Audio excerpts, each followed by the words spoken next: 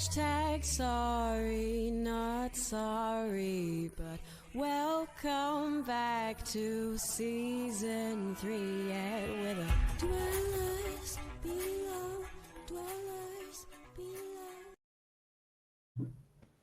Welcome back once again to the Dwellers Below. I'm Nick, the father of lies. Was just listening to that theme song and thinking we might be due for season 4 soon with this this new rulebook that might be coming out. Wouldn't That's that a be hot something? maybe. Yeah, that's It's a hot maybe. maybe. I was just listening to that theme song thinking, God damn, that theme song slaps. And It slaps for so all much. 3 of you that are listening to this podcast, or maybe 5, we'll be generous. That's an artist, a local Melbourne artist called Comang, who has it's one of my mates, but she does incredible sort of soulful bluesy pop Indo Aussie music. Get around Comang. 95 episodes in and we're doing artist attribution. Absolutely. Go us. How did we not put that song on the playlist from the weekend? Yeah. Oh, well. Speaking about the weekend, that's what we're doing today. We're speaking about the weekend because last weekend was the Snake Eyes Teams event that me and my good friend Danny were running. Danny Paints, how was your weekend? It was good. It was good. Made all the better by these wonderful people underneath us on the screen. MickF01 and Jabe Brown. What beautiful humans. Hello, boys. How you doing? Boys, what's going on? Coming off the Good high to be. Hey, wait, I just had a thought. I need to explore it. Where did the father of lies come from and why have you retained it? It was Gentili's suggestion way back when. Did you deserve it, and do you still deserve it? Yeah, I mean, I don't know if I still deserve it. I did definitely at the time. But then that's what a liar would say. So I don't know. I think yes, he deserved it. From the story I've heard, pretty outrageous stuff. I think the reason it stuck around is that Nick likes being called daddy, but that's another podcast entirely. Yeah. Hey boys, cracking job on the weekend. So obviously this episode's about Snake Eyes. That was the event that these boys run, and I'll let you do your thing. But damn, that was a good event. That was great fun. This is why we got you on the podcast, for you guys to tell us how good the event was. That's all we care about. I might not even release it. I mean, that wouldn't be the first time. I might just listen to it privately myself. Bask in the praise. Well deserved. Where do we want to start with this? Because we were talking a little bit about earlier, maybe just from our perspectives, and we can sort of chime in, but just what worked and what didn't in terms of the event as a whole. Wait. You got to roll it back. Probably not everyone who's listening knows what this is. So what the hell is Snake Eyes? Or what was Snake Eyes? No, wait, we got to roll it back. Not everyone who's listening knows who's in the bottom corner of the screen. It's MickF01. I don't know if you were on a Dwellers app way back when, but making his Dwellers debut. And last time someone came to one of our events, we just picked them up and they became a permanent member of the cast. So who knows? we could use an 11th member. Mick, tell us about yourself in 11 words or less. 11 words or less. Well, I think I burned a couple there. There's 11 done. Been around a while, playing for a long, long time. Was back as an 8th ed, solely attended 8th ed events. The world blew up, kind of dabbled in a couple other games. Kept going to CanCon, bumped into a couple people that were playing this funny thing they called TOW. Found out that Warhammer was back. Found out you guys were having an event. Thought it was a pretty good idea to paint up an army because foolishly I'd sold all 3 of mine when the world blew up, and I threw my toys out of the cot. So I signed up, painted an event, flew down to Melbourne, had a cracking weekend, and it reminded me of why I enjoy Warhammer so much. So that's you got on this super early. I remember when we announced the event, you messaged me almost straight away and was like, "I'm putting in a team. We're doing it. We're absolutely doing it." Like months and months and months ago. Yeah. Well, I was fortunate enough back in the day. I went to the ETC, so a teams event. For those that don't know, it was a teams event overseas, and fell in love with. Only played probably 2 or 3 teams events, but loved them. I just thought it was a great way to play. Just hang out with your mates, You can ride the highs and lows. Always play team sport. So when I heard this was on, A, good crew going. B, team's event, and I thought, you know what, no better way to get into it. So, how much Old World had you played before this? This was my first event. I played 4 games before. Good work, baby. Hey, how about your team? Had your team played much? I know. No. So your team was you and you, Jerk, and Alex, and I don't think Alex had played much. No, we had collectively played 10 or 11 games, I think, and all bar like 2 or 3 were against each other. That was it. So good. Yeah. So for those playing along at home, what did you take to this weekend, and what had you played in Warhammer previously? Yeah, I'm a sucker for just the working class man. So I took Empire, and I had Empire in 8th, and I played some other stuff in 8th. High Elves and VC, but I loved the Age of Sigmar, Cities of Sigmar models, and I thought I'm just going to convert them up into Empire. So I did that, built the army. Are you Danny in disguise? just trying to be a little shadow. It was great. It was great fun. He's Danny, just better at Warhammer. Well, that's not hard. Paint's pretty good too. Not wrong. Actually, I have a bunch of photos we could run through later.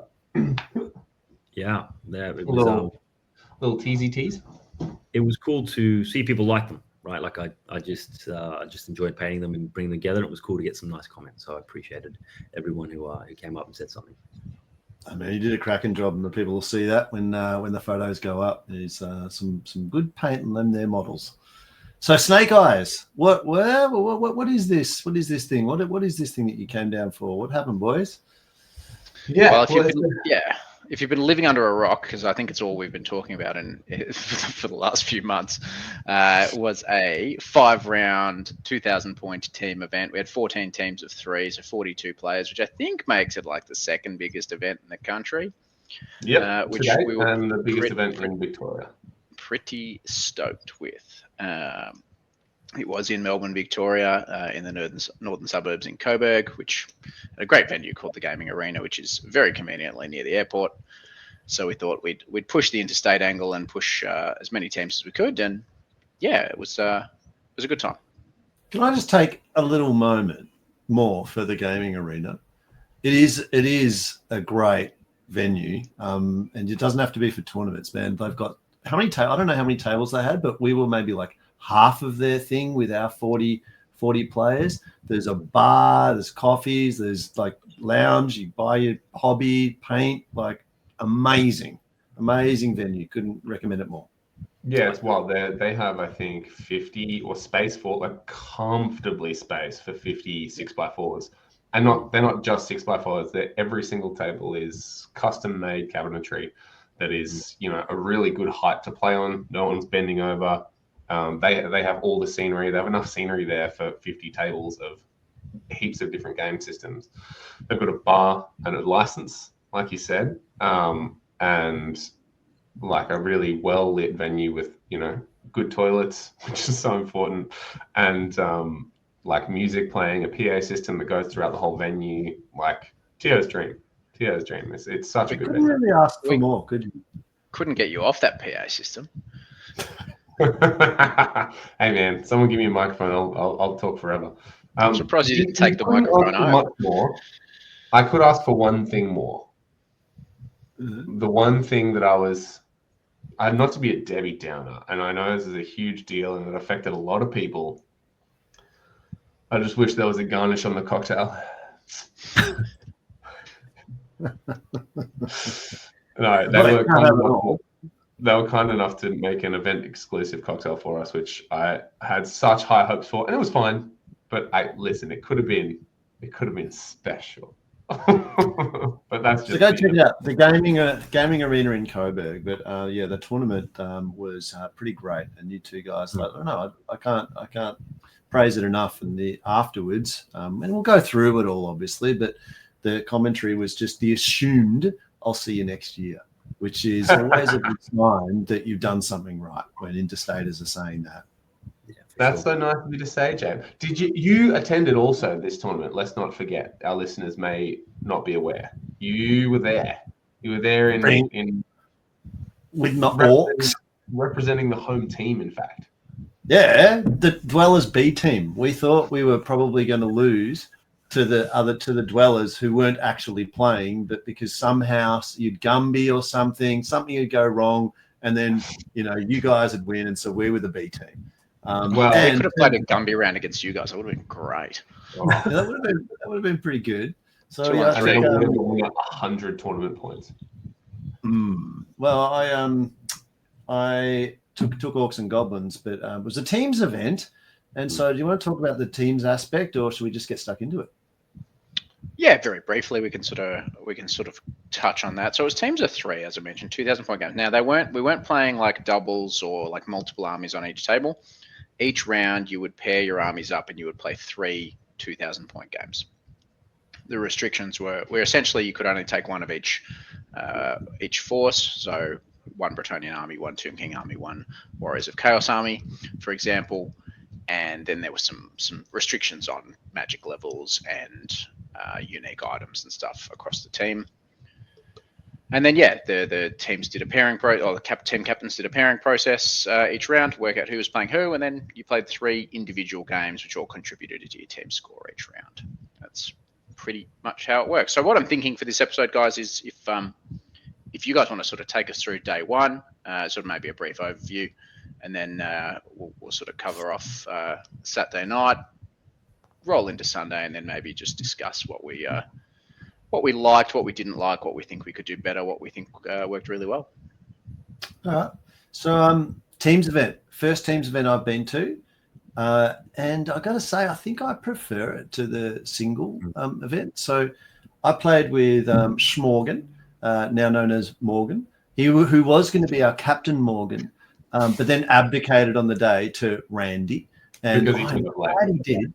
Because he's shit at organisation and late and all the same stuff, the same as me. Whereas Randy's like, guys, where are you? You've got to be back to do your painting for Nick wants you back to do the painting stuff. We're like the right captain, the right man for the job. He kept us online. He printed off like these amazing cards for us. And like Randy was primo. Best thing about the tournament wasn't the tournament, it was the people and the friends we made as we went along. But actually true, it's cliche, but true. So Randy and Sam on my team. I took Orcs and Goblins. Randy was on Empire, and Morgan was on Demons. But the curious thing about this, and the bit that I just kind of want to talk about very briefly, is the restrictions. The main one from our perspective was characters only 600 points, 30%, and only 8 levels of magic. And so what that meant was all the list writing that we're doing in the WhatsApp group beforehand. It's like, oh, well, if you take that army with no magic, then I can take 8 levels of this and the other person takes none. And just that whole kind of like thinking about how to work together as opposed to just being in your own box, writing your own list, thinking what's going on with the meta and how can I write the strongest list I can. It was really how do we play with each other. And then Randy did this amazing conditional formatting spreadsheet where we went through and tagged whether we thought we could get a win or about even or it's a bad matchup. And so we went through those. And then on the day, he just pulls it up and he's like, right, you're our defensive player and we'll put you up first and off we go. So I enjoyed that aspect of it, the whole kind of the thinking of the pre of it. And for me, that's a lot of the enjoyment that I get, like list writing and all that kind of stuff. I don't know about you, Mick. Did you find the same sort of thing with your team? Yeah, that was probably the thing we enjoyed the most, right? Like we all live kind of like a fair way from each other. And in the center of where we live is a good friend of ours who originally was going to be the captain, like a non-playing captain, but he unfortunately couldn't make it down. So like months before, we would all go to his house, we'd chat about like what we're going to paint, what we're going to bring. And same thing, right? We play a game and we're like, oh, cool, that worked, that didn't work. And, the list came out, we went to his and discussed. It was a cool way to come and approach an event because we knew we were on the same team and that we could, bounce ideas off each other in a good way where we could go, okay, well, if I give you that, can you give me that? And I figured because Empire are quite powerful and Tomb King needed a boost, when Treble said, I need the Ruby Ring and Lore Familiar, I said, hey, you know what? Like, I feel pretty comfortable with how powerful Throw a man a bone. like literally, right? Literally with the Tomb King. So that was fun. But it was all about that I think made the event, right? Because again, I haven't had time, and I probably won't to go to heaps of events. So I really like you, Jabe. I go for the people, and to have a teams event where like kind of amplifies that, and like when you're there on the day and you're doing the matchups, all that cool stuff. It's like the people you're with that, when you have a laugh or when something goes good or bad, it's just a little bit better when it's a teams event. And it's not bad when you're at a singles tournament, but what you're interested in at a singles tournament is how your list did and your games went. So you're talking with everyone else, telling them about all your stuff, and they're just thinking about their stuff, being like, here's the stuff that I did. And you're kind of half paying attention. But the teams thing, I really want to know exactly, what was going on and to kind of get into it with the team. And so you've got this reason to keep on talking. Yeah, it's good. I like it. Anyway, so we went into first round, and our basic strategy for most of it was put the Orcs and Goblins up as the first, I suppose, defensive team. And so the way it works is captain selects an army to put up, and then the opposing captain then chooses the opposing captain does the same, and then the captains choose to have one of the other two armies play against the first one that gets put up. So you put up an army to begin with that you're happy to be defensive and they can put anything into it, and then you try and engineer the best matchup given the one that they've put down. And so for most of them, we put down my list because mine was a reasonably balanced, and I don't mean from a power perspective, I mean from a it can do most things perspective, in that I had a level 4, and remembering again, there's only 8 levels between all 3 armies. So I had a level 4 and a Wyvern punches hard in when there's only 600 points worth of characters. And so I took a couple of blocks of Night Goblins as fanatic delivery systems, a couple of Squeak Hopper units, MVPs, baby, love those boys.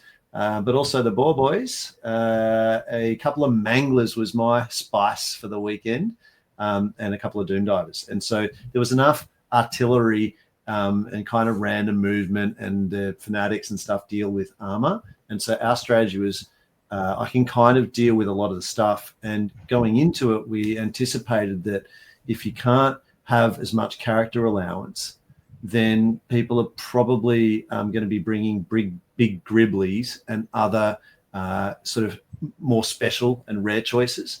And goblins, Orcs and Goblins, I think, play well into low model count tough armies because of the Doom Divers and the Fanatics. And so throw me in there, and it kind of worked fine. And so my first matchup for the day was against I can't even remember. I think it was Warriors, and it was a 20. That was my only 20 for the weekend, and was actually my funnest game against Fletcher, if I recall correctly. It was awesome. I'm not 100% sure it was Warriors though. I'm feeling pretty bad about that. I'm sure you guys could tell me. And then so Sam had demons, which he painted, I think, in 3 days beforehand. And I say painted because I don't think I've ever seen any models that were just done that quickly. Although models, yeah, I saw some other ones at the same event. Yeah, so they were that was great, and his army was basically like, he hasn't played any Old World. I think that was his first game at the tournament, but he's played a fair bit of Age of Sigmar, so he just took demons with like tons of Furies and Flamers and shooting stuff, and it was like a skirmish Age of Sigmar game, and so he did fine. But he had some pretty bad matchups. So doing our team thinking, it was like Falconhorn would be bad news for him because of all the Furies and whatnot. And then Randy had Smash Empire, which was using Danny's models. Thanks, Danny. And so it was basically, how many Demigriff can you pack into 2,000 points? And so we tried to throw him into matchups that were 12 is the answer. Yeah. And so we did all right in the first game. I think we got 37, maybe somewhere around there. You guys would probably know. But it 30, might be good. 36, that's pretty close. Yeah, so you pulled in a 20. Sam got a 14, and Randy chipped in with 2 valuable points. Yeah, well, they are valuable points because of the point cap system, which do you guys want to how does that work? Yeah, so obviously the scores are added up. So it's 20-0 across 3 games. So your maximum is 60. But what we did is we applied a cap and a floor. So the cap was 40 and the floor was 20. That keeps teams close together and just means that you don't have, one team just going 60-60 and suddenly being completely out of sight of every other team. And untouchable, right? That's right. So it keeps things nice together. So, like for an example, the team that won, their uncapped total was 197 across their so their actual score out of 60 for across 5 games was 197, but their cap total was 181. So they capped their opponents in rounds. Let's have a look. Like 2 and 6. Bottom, they capped round 1, capped round 2. No, sorry, they capped round 2 and 5, just the 2.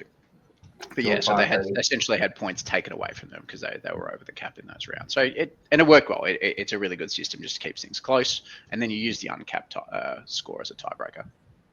So while 60 is the most you can get, 40 is actually realistically the biggest win you can get across your team. So if you think about it, with Jabe getting 20 and Sam getting 14, they're at 34 there. So that 2 extra points from Randy, even though he's lost, he's been hit pretty bad. Like that 2 extra points, that really pushes you along. Yeah, I found that throughout the tournament. It was like there's a 16-4, maybe 15-5. Like those extra points that you get, they really do make a significant difference with the cap system. And again, I'm sure it's just standard thing that's done, or maybe it's not. But I loved it. I really liked that system. One of the really exciting things about the weekend for me was hearing, because when a lot of the time playing singles, I find that it's like, oh, I got this score as my win. Oh, I got an okay win, 14-6. And it doesn't really matter. Like it's 14-6, it's a win, whatever. Like doesn't matter. But hearing a lot of the teams talking to each other and being like, oh yeah, you got an 11 and I got a 16. And so they're just hanging on every last point from that last game. And almost every round, there was at least 1 or 2 sets of 3 tables where the entire of both teams was crowded around that last table, just watching, like hoping that player would get like however many points they could out of the matchup. It was really cool. The other dynamic. Go on, Mick. The other dynamic is that you'll be playing your game and you might be, halfway through it. And the benefit is if you have a captain, they can actually wander across to the 2 other tables and kind of like, hey, how's it going? And you can kind of get a snapshot, right? You're like, oh, look, I'm doing pretty good. Probably, maybe a little bit of a small win. You walk across the other table, similar thing. They're like, oh no, like it's not going well. And then all of a sudden you have to say to the player that's doing okay, it's like, well, what can you do to get more points, right? Like you need to get as many points as you can. And then, in your own game, you think, I need to get more points. Or conversely, the other 2 players are up medium. You just don't want to lose big. So you're thinking to yourself, well, okay, it's not about winning for me now. It's about, to your point, Jeff, like, can I get 3 points? Can I get 4 points? And that will cap us. And that was the cool part during the game where you're kind of trying to suss out like, oh, you know what? If you just get another point or 2, it makes a big difference. That's what I enjoyed. Yeah, it looked like a lot of fun. And that goes to what I really love about teams events with this sort of format is it makes it so important. Like every player has something to play for. And you play a singles event, and if something bad happens early in the game, you're like, I'm not going to win this. Like the game's over. And to an extent, that's often your tournament over. Because a lot of tournaments, you can't afford to lose a game if you want to win the event. But a team's event, like if something goes down, if something happens, unfortunate against your plan early in the game, it's really important. And you see players just scrapping for every single point. You see players going into a game where they're not expecting to win, and they're just trying to scrap for every little point for their team. And suddenly it means if you're in one of those games where normally you could basically just say, okay, well, that's the tournament done then. You actually have that thing to play for, and you have that in your head. It's like, actually, I'm going to scrap for these points and do it for my team. And like Randy's a great example there. He scraps, he gets 2 points. Instead of just getting 20'd, giving up, getting 20'd, he scraps for 2 points, contributes to his team score. Yeah, loved it. Round one was awesome. We gave those guys best sports, and I totally misspoke. It wasn't Warriors. That was the amazing Kicknick list. I'm sure for those who watched the previous episode, there was like 24, I think, Goblin Wolf Riders. coming in a massive bus. And that was just good times. Obviously, they don't like fanatics, so that tells a bit of a story. The funny Orc and Goblin list ran into Jabe's Orc and Goblin list, which is not. Yeah. Then he's unapologetic was his name, but I'm the one who should be unapologetic with bringing a hard list into that. But man, he was a lot of fun. That was a great game. How'd you go, Nick? What was talk us through round one? For us, we took to the event. We had myself with Empire. So I played a very mediocre Empire list, one that was built on paints and fun stuff. We had Jerk, who ran Warriors, who was one of the 3 identical dragon lists with 2 chimeras, and then we had Doctor, or Treble as we love to call him. He took Tomb Kings, and that was like a big block of skellies, and was kind of like our blocking list. So we kind of went into the event thinking, you know what? My list is a little bit flexible. Had a whole lot of cav, some cannons, an Empire and a Griffin. So it's the list that if we need to, try to run away and hide, or we pick off points, I can probably do that and not lose too big. And then Treble and Jerk need to go get points. So we went into round 1, and who had the magic? The magic, I had magic. I had a level 4, and the Tomb Kings had a level 3 and a level 1. So Warriors, just the dragon, that took all the points up. Yeah. So round 1, and the way we approached it was we would think what's likely going to come up from them, try and take a bit of a guess that they'll put on the table, and then we'd ask Treble, who knows the game well, knows the kind of mechanics of the game and had a good list. What does he want to play? Like, you're probably the one that's most consistently going to score decent points for us. And then if he thought that he could win big against a list that we thought was going to go down, we'd keep him out. Otherwise, he would go on the table every time. Because if you put that army on the table, the benefit is you have the choice of what it plays. So we put him down. I think I'm not going to be great at recollection of all their games, but I played Orcs and Goblins, which was great because I've never played them in the old world and had zero idea what they did. But I played Greg, who's a great human being, very, very thorough with explaining what happens in his army. And so it was a great game. And is that HBC in Exile? Is that team? Yeah. That's it. Yeah. So that was really a lot of fun from regards to like my list kind of did what it was supposed to, which got a Hellblaster, creates like this 24-inch bubble, and then a cannon, which kind of makes you want to come forward. And so I was lucky, killed some stuff early on in the game, and then found out my teammates were doing well. So I just then was like in points conservation.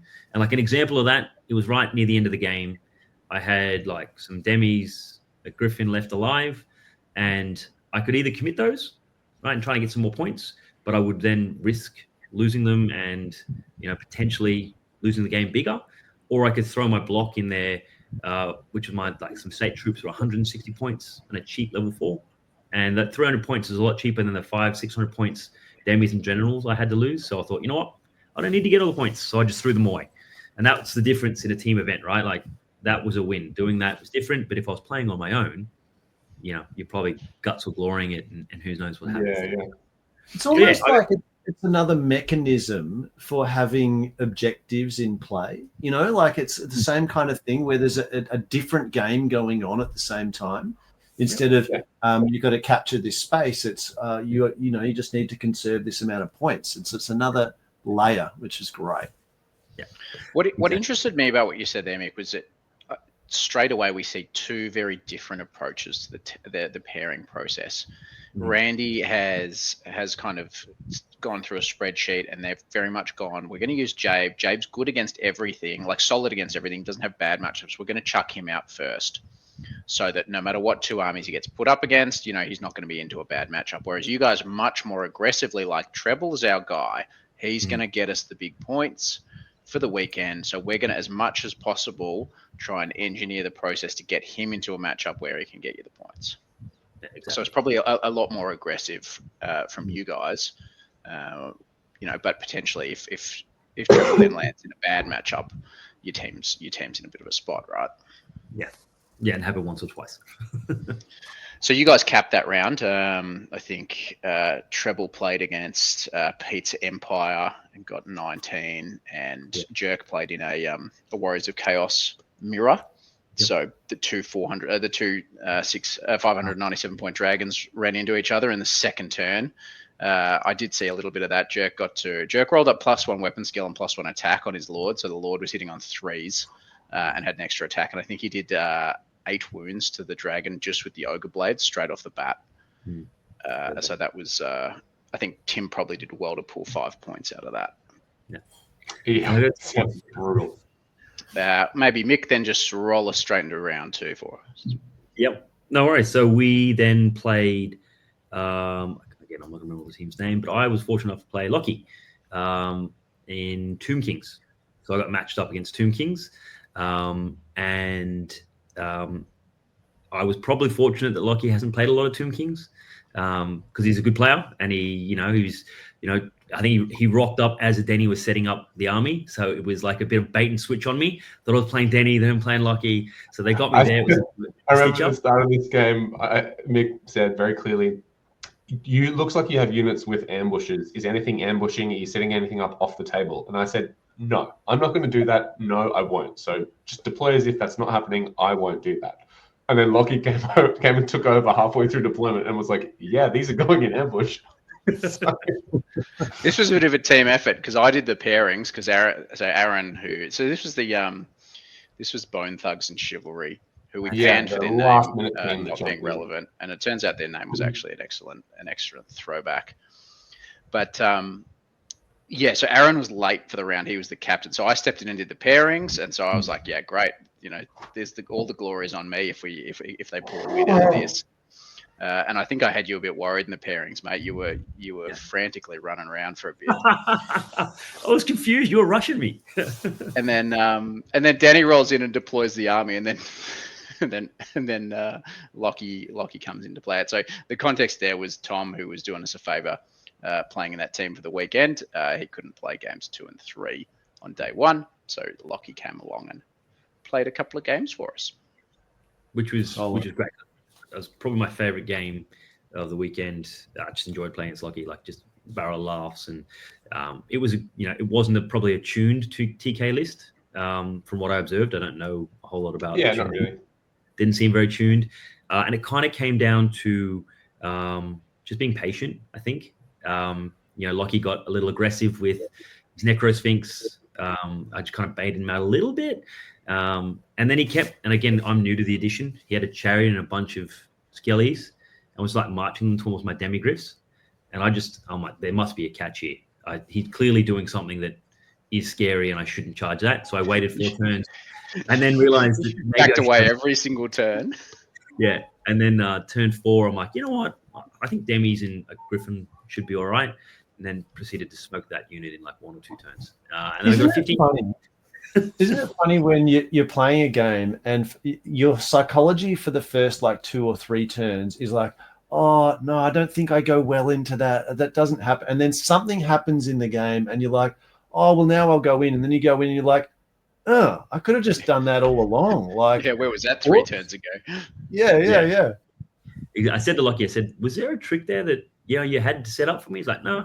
I just thought I might go all right. I was like, well, okay. So I'll take a 15-5. And then I think the rest of the team did relatively okay. Actually, not as good as we thought. I think Jerk went down to Aaron, which is no surprise. That was a great player. Treble. Yeah, Jerk played the second Warriors mirror against another one of those 597 point dragons. Yeah. So he was thrilled about that. Yeah, Aaron played that game really well. Jerk had the list with like 6 units of Marauder Cav in core, and they're all Khorne Marauder Cav, and Aaron did a really good job of just baiting them forward, making them charge into his dragon, making them charge into his stuff, and sort of setting it up, getting reforms off that. And he just played a bit more of a mobile game and did a bit more work with his stuff than Jerk did. But it was an interesting game to watch. Yeah, I knew that was going to be a tough matchup just because I know Aaron knows what he's doing and Jerk's still getting to grasps with it. But yeah, overall we did okay. And I just tuned out after I got a 15 with my list, so I was happy with that. Yeah, 15 with that Empire list is so good. Yeah, that was. I think Nick did have the results there for treble, but I can't remember off the top of my head what he got. Yeah, he got 13. So you guys got 33 for the round. Top scorer. So that was my claim to fame for the weekend. And that was it. That was my round, or our round 2, I should say.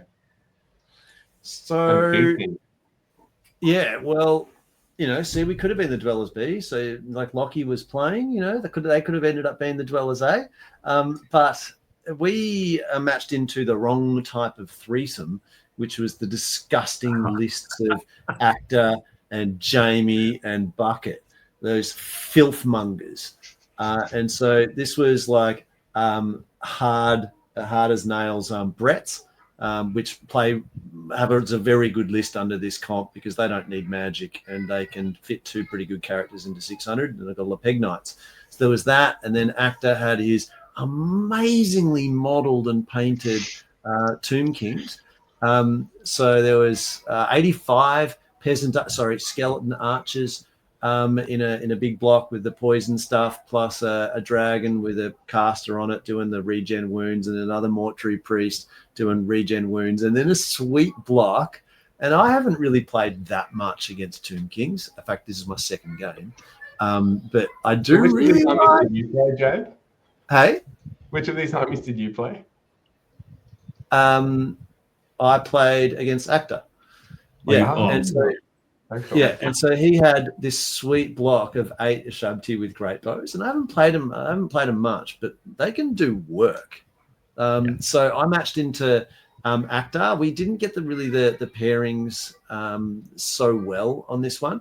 We were thinking we want my orcs and goblins to go into the Bretts because they play well into armor, is what we were trying to engineer, but we don't know what it is that we're doing, and it turns out they do, and have done a fair bit of team stuff before. So they put up Jamie, and then we put up me, and so I ended up clocking Actor. And this is where I had like kind of a little moment where I kind of was interesting for me because of the team's event. I was put into a situation where the intent going into the game was to get a few points. And so to not lose big, but not try and win. And I've never done that before because I've never gone into a game of Warhammer thinking I don't want to win. But it was kind of weird, right? Like we just needed me to get some points, and we thought that list we matched into worst, right? So I'm playing against Actor and deployed all of my stuff with points trying to hide, and I don't know what I'm doing. And so the hiding didn't go particularly well. He shot a lot of my stuff, and that was a bit tricky. But same situation as you, Mick, where you were kind of backing off against the chariots. My orc boys were doing that to the Ashabti, and then turns out the orc boys get in there and have a bit of a charge. They can wipe out an Ashabti unit, which was good. So I ended up coming out of that one as a 5-15. Learned a lot about defensive play. But mostly I learned that if I were doing that again, no, don't do defensive play. You can fly and start smashing his stuff around. And if you get the skeleton block into combat, he can't TMP his way out of it. And so next time I would play it very differently. But Akdar's a very good player. And so I got schooled in that, but it was good. So then the other boys kind of had their challenges as well. And Mick, I'm sure you can tell us what the end result was for the team there, but yeah, the floor helped you out there. You got 9 points for the round, so you got boosted up to 20 with the floor there. So yeah, not a good round. Randy got 20-0'd by I think by Jamie's Brett's, and Sam had a pretty rough game against the Lizard Men. There you go. We got smashed. And had a great time. Sam was talking about his game against the Lizardmen because he's like, "Oh, Lizardmen, I can get into that with his demons." I think Bucket miscast early in the game, which meant he didn't get all of his magic missiles off in like the first turn or two, and so Sam sort of assessed the threat level based on those early magic phases where nothing really happened, ran all his shit forward, and then just like Bucket actually started casting some proper magic and just took all his toys off, and then Sam ran what he had left away for 4 points. I hate getting lulled into a false sense of security like that. Like I think it might have been a game against you, Nick. I was running like a little Empire dude on like a general on a demi or something, and you charged me with something massive like dragon or something, and I survived. I took like 1 or 2 wounds, and I was like, oh, this is great. This is fine. He's going to stay there all game.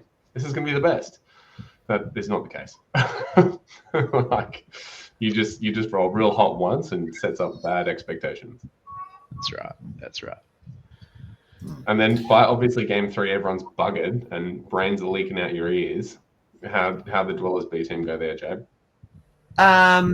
So then we played against Optimized Jank, and so they had another traveling team. Yeah, cool. Those are boys from Sydney as well. Yeah, well, they were great to play. So they had warriors and beastmen and dwarves, and then I got thrown up again, and then into dwarves playing Michael, and we had a great time. His was the gyrocopter list. I don't remember how many there were, but it felt like about 20. There was probably 10 or so. There were a lot of them, and so the thing about this one was, I just ignored all the gyrocopters and threw all my stuff at all of his stuff that couldn't move. There was a couple of cannons and a stone thrower, and then some quarrelers and thunderers and some heroes and stuff. I just threw all my stuff that way. The gyros kind of came around the back and did some clearing up stuff, but nothing fanatics can't really say hello to.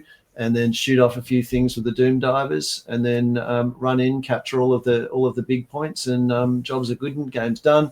I'm not going to get 20 points, but it was kind of about 15 or so ish. I don't really recall, maybe even 13 or something like that. Nick would be able to tell me, but 15. 15. And I think Michael was probably a little hard done by because fanatics are a little bit. They can tend to just ignore whatever the opponent can normally do. And I think that is the theme for me for this weekend, and now getting some more games under my belt for Orc and Goblins, is that more fanatics is really what my army needs. I was reflecting on the army afterwards and the stuff that does something, and fanatics and the Wyvern and the Doom Divers do most of the work. The Hoppers kind of enable stuff. The Black Arcs do nothing except allow you to take the Wyvern, but they'd be just better as more fanatics. Michael was unfortunately, subject to fanatic stuff, and that'll be a theme for the next couple of games as well. But that was a good one. And the other boys, I think we did all right that round, if I recall correctly. It was a close one. So Sam got 7, Randy got 5, so for 27 to 33. Ooh. Yeah. Well, 3 points. Okay. Close.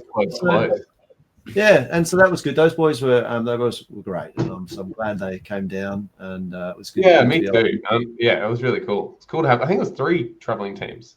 The FN is huge. I love it so much. Yeah, it's great. And so Michael was go on, Jeb. It's just about your opponents. Michael was a gentleman to play, as had been my prior opponents, and so that was good round, and then the good kind of conclusion to the 3 days of standing up. 3 games of standing up for 8 hours, which don't do all of the time. It's a hard life. But that was great. And then I'm sure you guys will tell us about the magical stuff that happened on Saturday night after we hear about Mick's games. Yeah, how did the Sons of the Empire go, Mick? Look, we had the joy of also playing the wrong type of threesome right after you, Jabe. But I guess we were fortunate that by that stage, it was game 3, the bar was well and truly being used by that stage, which helped. And look, just to circle back on the games arena, the tables were sensational because they're like a perfect height. They had probably 6 inches on either side with a cup holder. So it just made everything that little bit better, particularly when you're playing Akhtar's list, which I did as well, Jake. Yeah. As you sharp the, lethal, right? Who thought toothpicks could be so dangerous? Do we have a picture of that, Danny? No, we don't. I've taken no pictures of it, and we're going to get the expunge. I was thinking today, right? So we made it, I thought, fairly clear that there was some expectations around hobby, and In fact, the first words under hobby and painting in the player packs: armies must be fully painted and based. Don't take the piss. Listen. I'm going to stop you here, Nick. I want to stop you right there because all right.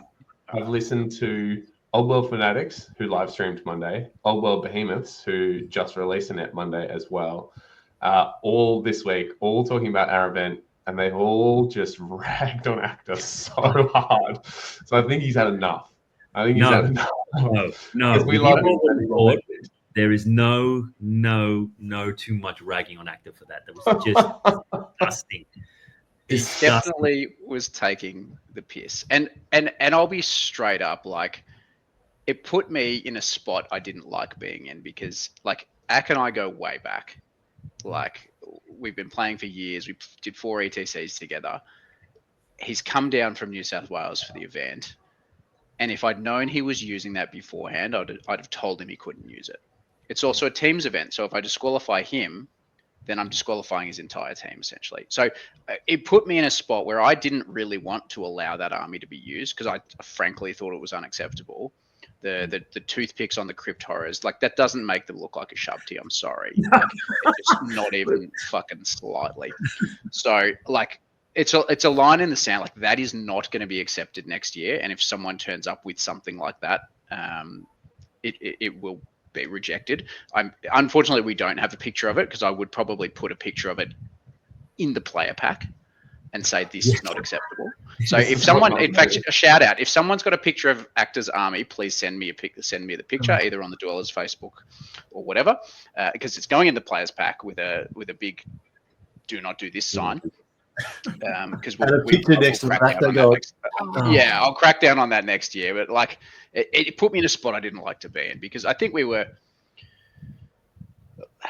I don't know if you read the Castle Assault pack, which allows proxies and unpainted models, but yeah, but the event, like, for example, the event this week, like, word spreads fast, and the event this weekend in Sydney that Act's playing, the Old World event, I think reached out to him and said, "Hey, are you playing those models with that list? And if so, please change the list." And he did. So he's bringing something that's a bit better painted, I think. Because he was going to use it again. He was going to use it. Yeah, he was going to use it again, and I think he's been gently dissuaded from doing so. Well, all of the abuse we gave him hopefully would have made him wake up to himself because it was disgusting in nature and appearance, right? Disgusting in nature and appearance. And I got the joy of playing. How did that go? Before we go into your game, talk to me about the pairings because you guys obviously go way back with that team, and you know each other's lists quite well. You have some similar lists in that you both had a similar Tomb King list, one slightly more egregious than the other. What was the approach in the pairings? I find that really interesting for this kind of matchup. Yeah, and we go way back. Like, again, Actor and yourself and myself and Jamie went to the ETC, so we kind of know how each other plays as well. Like, so that I definitely played in. We knew Jamie was going to be aggressive. That's just how he plays. That's how his list was written. We knew Actor wanted to just sit there and try to annihilate everything with bows and Ushapti and not give up points. And then we knew Bucket was someone that was going to try to conserve as many points as they could. And so the way we looked at it, if we could get Treble into Bucket, we felt like Bucket was going to get was going to find it hard to get points out of Treble, and Treble could get big points. That's what we felt, which meant then Jamie and Actor were going to tee off on me and Jerk, which was fine. We knew that was going to happen. So, you know, the whole process was if Treble can get upwards of like 17 points, then to keep it really close, Jerk and I would only need between 5 and 8 points each. If we could do that and we could hold this round to a draw, that would be bragging rights for the whole night, and the boys would never hear the end of it because they've been playing a lot and we do not play. And secondly, we chalked that up as a massive win because we saw their list as the hardest of the year. So that's how we got it, and we were able to engineer that. So we got Bucket in with Treble, which we're happy about. I played Actor, and then Jerk played Jamie, and I just said to Jerk before the game, I said, whatever you can get, like literally, like whatever you can get. You don't know, you don't need to win, you don't need to draw, you just don't get 20. And he got 15. Sorry, he got 5. He got done 15-5. So he got 5 points, I think. I hope I'm not overstating there from doing the math, which is good. And then I had actor. Similar to you, Jabe, I was like, just don't die. Don't let everything die. And we got a table because the other part that was really interesting in this, when you did the matchups, and I think this was probably an underrated part, you rolled off, and the winner of the roll-off put their card on the table that they wanted. So when we looked at the board, we saw that the middle table had lots of forests in it. And actor has 85 skeletons and 80 sharpty. So he wants to see everything. So we were able to get the board that had a lot of hiding spots for me, and I hit as best as I could. And it's one of those, and this is why that's why I enjoy 8th edition and the old world type of games where movement matters. I made probably a 2-inch mistake with my Empire of the General, completely on me, but like 2 inches. So he could TNP his big Sharpty block, and he could just see enough that he got like 6 shots into my general. And he took it down to like 2 wounds. And so the rest of the game was like, he was just picking stuff off, like whittling me down. And I had my general like running around on 2 wounds.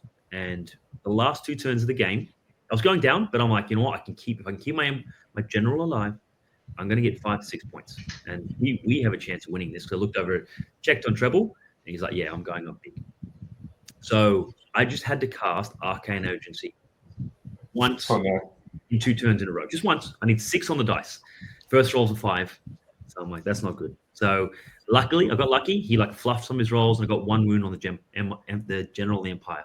And now he's like running across the board, and I've had to fly him in a spot where he's like right in the middle of everything, because I'm like, I need Arcane Urgency, and I need him there to get him away. So roll the dice, and I roll a 4 this time. And so he's sitting in front of 85 archers and 80 sharpty with 1 win left. And the last turn, he just got deleted, and I went down 16-4, which was annoying. And this is why I love tournament team events, because we lost 31-29. So if I kept it would have been a draw or better. So they got bragging rights, which was upsetting, but it was good fun. Even a game like that, Jabe, I agree. I actually really enjoy those games. Like I really enjoyed the minute nature of trying to score as many points. Scrapping out a really tight game, and there's definitely a skill to playing down and playing, in a bad matchup and just trying to get what you can out of it. It's definitely a skill. Yeah. And I find it something I really enjoy as well. Yeah. Agreed. So yeah, we went down ever so narrowly. But at the end of that game, it was, the bar had been open by 12. I think that game finished at 6. So we were ready to rock and roll into trivia and have some more beers, which was fantastic. So trivia, Danny, tell us all about this, Mr. Manley loves the microphone. This was Danny in his element. Yeah. Listen, Nick, I've never run trivia before. But Owen said, hey, we're going to, let's do something on the Saturday night. Let's make it more of because what happens at singles events quite often, and especially if you don't have a whole lot of mates there, you just with 1 or 2 people maybe, everyone just goes home and then you turn off again. It feels like 2 separate days. And so having a little joining event, I think it was Helen's idea to make the teams feel a bit more involved with each other, get some interaction between the teams, and sit down and have a drink and have a laugh, which is good. And then he said, "You run trivia," and so I was like, "Oh, okay." And so I spent the last a few weeks just sort of picking out questions here and there from the books, rule books and whatnot. And I thought I was picking out the most random ass, stupid, inane, most obscure facts about dumb things that no one in 100 years would ever know about his wife's name. Yeah, crazy stuff. I like stuff I've never read. No one's ever read. Clearly, no one knows this shit. And after round 1, after the first sort of half of questions, I was like, shit, if everyone can't get any of these right, I'm going to feel bad, because everyone feels bad if they can't answer the questions. You want to get things right. And I was like, I'll get some slightly easier stuff. So I landed on the second half of the trivia being sort of a bit more some people should get this stuff. And then on the night after round 1, there were like teams were getting every single fucking question right. And I was like, what? You guys are nerds. You're nerds. Not every team. We were pretty poor, but we were good hecklers. Well, yeah, your team sucked ass. We just heckled. Yelled out Good random hecklers. Yep, good hecklers. Yep. You picked up some points. You picked up some points for heckling. I think we did. Yes, that's right. Yeah, well, I felt sorry for you at the end, and I sort of cleaned out bonus points left, right, and center. But that was good fun. Just yeah. Someone give me a microphone, and I'll go forever. What did you guys participated? What did you think of it? Was my drunken ramblings coherent at least? You didn't even appear that drunk, not like the hecklers over there that we were sharing table space with. But that was good fun to be able to realize that maybe you're not quite as into the hobby as some of the others around you, and then figure out after some other questions come up that, or maybe you are, maybe I do know some obscure things that I, probably would have been better putting to some productive use with that time. But no, it was good. And all the questions that were fun for us was like, what is the maximum amount of damage you can do in a single round of combat? Full stop, or with various restrictions or whatever. And for everyone to theory craft out, what's the most expensive single character that you can make in Warhammer, and who knows that Blood of Hashut is an unlimited item that you can take as many of it, so you have a source of profit with that. Those sorts of things, theory craft. We're like, okay. Then you knew that. Which I was like, no, ever. This is a legacy army. It's one item, and it's only not specifically capped, so it's really janky. No one's going to get this. And like 4 of the 5 teams got it. Everyone got that. That's I liked it. I like that we had some of those questions we didn't know the answers to, and so we were just like, it was less about what the answer was. So we just wanted to see the thought process and like what people could come up with. And it was what I liked, Danny, was it was a really good mix of like, there was some pretty basic fluff questions, there was some interesting fluff questions, and then there were those maths questions, those hypothetical, what's the best thing you guys as a team could come up with? And like, because one of them was how far, what's the furthest you can move a unit in a single movement phase? I love this one, yeah.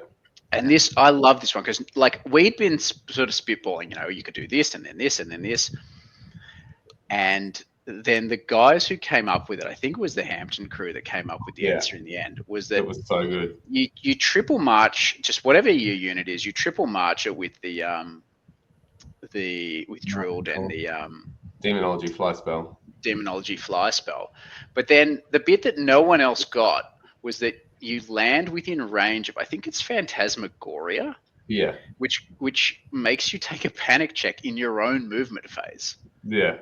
And then they're like, so you land within X range of that, and then you fail the panic check, and then you flee, but the direction of your flight takes you through like a whole bunch of enemy units that are just lined up along the board, and that warps you to the other side of the board. And obviously you pass all your dangerous terrain checks. Yeah. And you end up moving 36 inches and then getting immediately teleported to the opposite side of the board.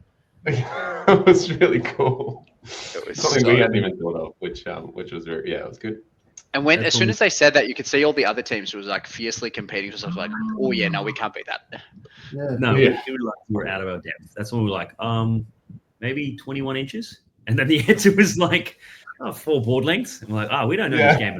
We are really out of depth. But I mean, I really enjoyed that people got around those questions and really got involved. Like people were really invested, and then someone would say, this is what my answer is, and I'd stick the microphone in their face and then take it from me and be like, this is why I think, which is good. I think it was a good night, and the beers were delicious. I think the big thing about that really though was bringing people together and doing the connection stuff. So Dwellers B did our part, and Sam obviously ghosted everyone without telling anyone before anything started. And then I went home afterwards. But Randy says you guys might have got up to some stuff afterwards. Don't know what you're talking about. Responsible TOs. We bedtime at 8 o'clock, and that was it. Ready for the next day. Yeah, right. So, I mean, I looked positively refreshed on Sunday morning. I don't know what you're talking about. Yeah, I was on time and not at all sleeping under the TO table.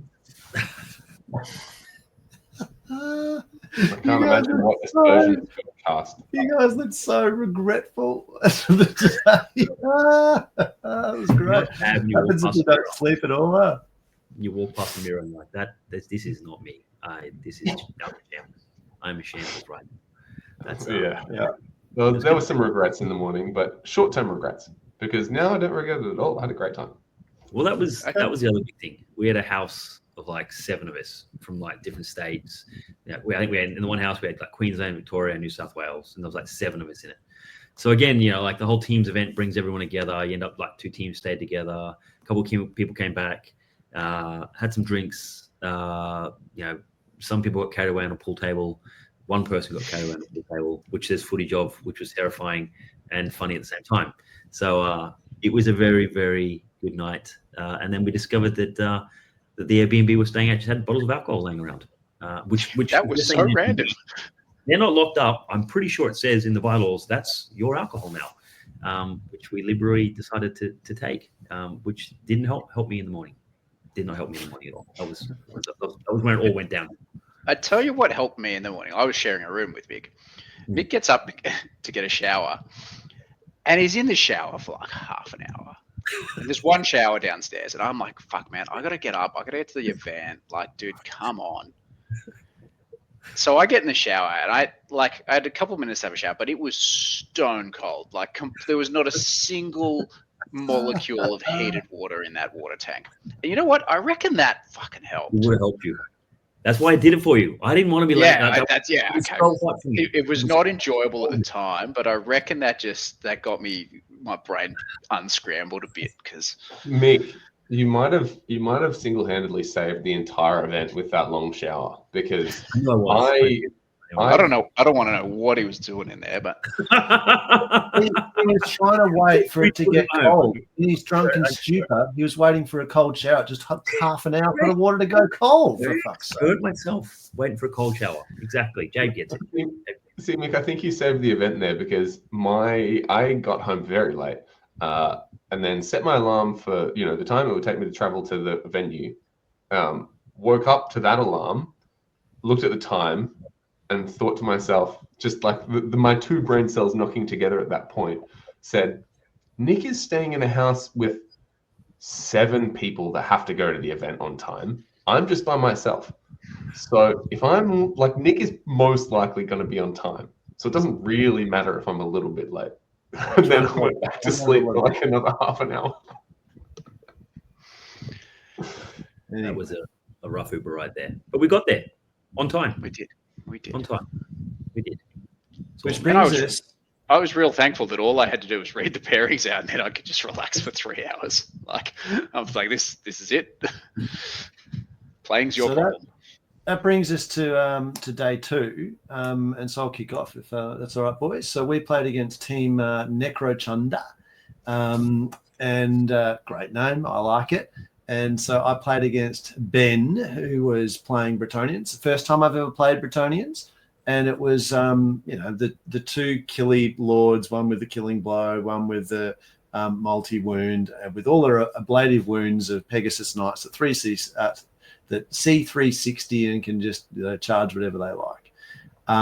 And we wanted that matchup for me because we thought the Orcs and Goblins would play well into them, but we actually put me up as the blocker again, and they put the Bretts into me. The other, I think, I don't know, I'm a little shaky. My memory's not great for that kind of stuff, but we also played against Peter's Tomb Kings and Stefan's Vampire Counts for the other 2 boys in the team. So for my game with the Bretts, again, first time doing it, and I left him a little bit too much space with his Vanguard. The Vanguard's up 10 with a Baron or whoever it was, I don't know, the big choppy guy, and he gets in, big charge right into the midst of my army, and I'd trapped myself in where I've been like, okay, I'll move right away, and then my Wyvern will be behind the Night Goblins, and so I'll be able to fly him out and do all this kind of stuff. And it turns out that when they're in there on turn 1, you just block yourself up and make a big mess of it. But as it turns out, nothing fanatics can't help you out of. So 5 fanatics straight into those Pegasus Knights and the Baron. And I am going to talk this one through play by play because this one was sick.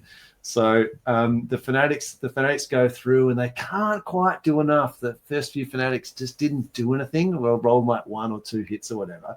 And so it gets to it, and the last of the fanatics goes through. We have combat, and his Baron's on 1 wound left after he's been fighting the Mangler. The Mangler fails his killing blow, and then the Baron kills the Mangler, and the Mangler goes, Timber! Boom, onto the Baron and picks the Baron up. It was fucking boss. Wow. It was so good. It was, he's made a big mistake there, letting the fanatics touch the Peg Knights. Well, if 2 Peg Knights are in combat, there's nothing you can do about it. Oh yeah, he probably needed a bit of patience, I think, with that one. Yeah, sometimes the turn 1 charge, it's like, oh, I've got the turn 1 charge. Let's go.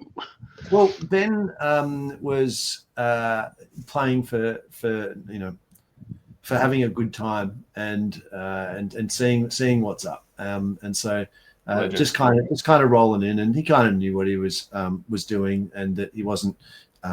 If he was trying to maximize points, he might have done something different. So he was playing, having a good time. And as it turns out, his other block of his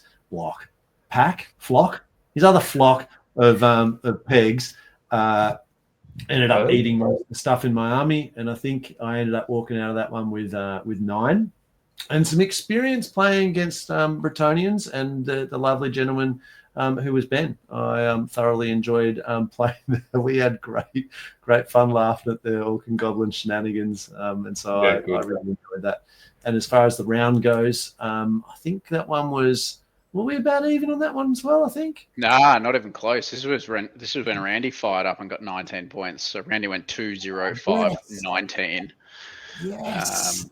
So he fired up with a big old 19. Smorg's got a 12, and then your 9. So your 9 took it all the way from a 31 to a 40. So hit the cap, 40. Hey, that's our first time we capped. 12, let's go. Yeah. So Randy, overall in the event, he had a smash list that he never really managed to get smashy on. Like it just like his demis just kind of kept on getting taken off, and they just didn't roll enough. Stuff every time that they needed combat, they just couldn't do it. But not in that game, as it would turn out. There was another aggressive demi list at the event, and that also only won 1 game. Yeah, it's a smash list in theory, but I think we've debunked that theory. Unfortunately, yeah. Mick, how did your not so smash list go? Yeah, you were saying you were a little worse for the wear. No, I was right as rain, feeling every day as I was a 40-year-old that shouldn't be drinking so much on a Saturday. He finally got his cold shower. Of course, he's right. Yeah, correct. Correct. Who did you guys go into? I was still hot from my hot shower. We were. Look, this is how bad I feel that I still to now don't remember who we played. I think it was the Lone Snakes. I think. Yeah, you played the Lone Snakes. Lone Snakes, great. I played a gentleman that Nick's going to help me out with. That played Brett's. He was a lovely guy. Ben. Oh, Ben Ben. Yep. Yes. So it sounds like Jabe and I were very similar in the last 2 games playing. Yeah. So I think it's called a posse of Pegasus Knights. They call them posse.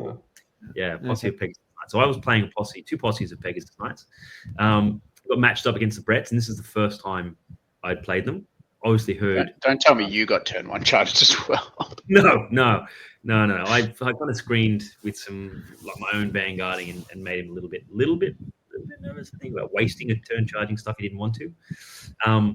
But he did put him on a flank, and so I again had the 24-inch death bubble with the blaster, and just again, it took him too long to get to the kind of the guts of my army, where I was able to push out with my Griffin and my demis, because the first turn, I think it's a re-rollable 9 to get the Falcon Horn off. He failed it. So it just gave me 1 turn where the Griffin could just fly up the board. We knocked out the cannons with our cannons. And then it kind of just become like, he'd take a unit and 1 flank, I'd take the other. And so turned into a 10-10, almost pulled off a miracle win when he charged the frontier axe that you call it, the axe of of value into the steam tank. The active value is good. Some value is very valuable, well valued, into the steam tank that was fighting like one night. He fluffed all his attacks. I did 1 wound. He rolls with that character and 2 Pegasus first, fails, breaks, and then passes on like 8 with his knight. If he'd failed that, I would have run him down because he was like 8 inches off the board, and it was just. I was excited for a split second. Rallied, great, and look, he didn't deserve that. That would have been rough. That was just unlucky, and had a 10-10, and I was happy with that. Like 10-10 against a Brent side like that. So, and the team went inverse. We thought Treble would do well against the Chaos Dwarves, but we found out, as Jabe called out earlier, if you can get a character into the big skelly block early on, it just shuts it down. So I think he played Paddy, and she did really well, and she shut him right down.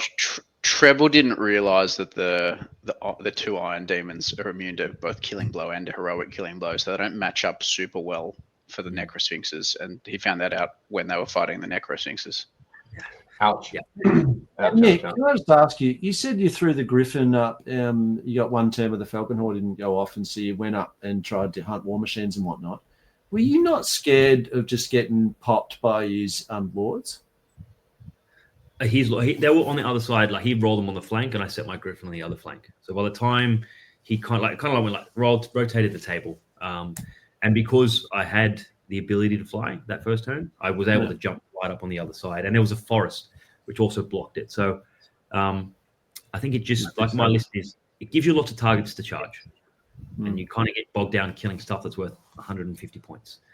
And I also find that like one of the very few saving graces of Empire is that we match up quite well into Brats. Like strength 4 shooting, they don't like. There's a whole like the Hellblaster, they don't like so much. The cannons, they don't like. Their skirmishes. There's a whole lot of things they just don't particularly like, which is not too shabby.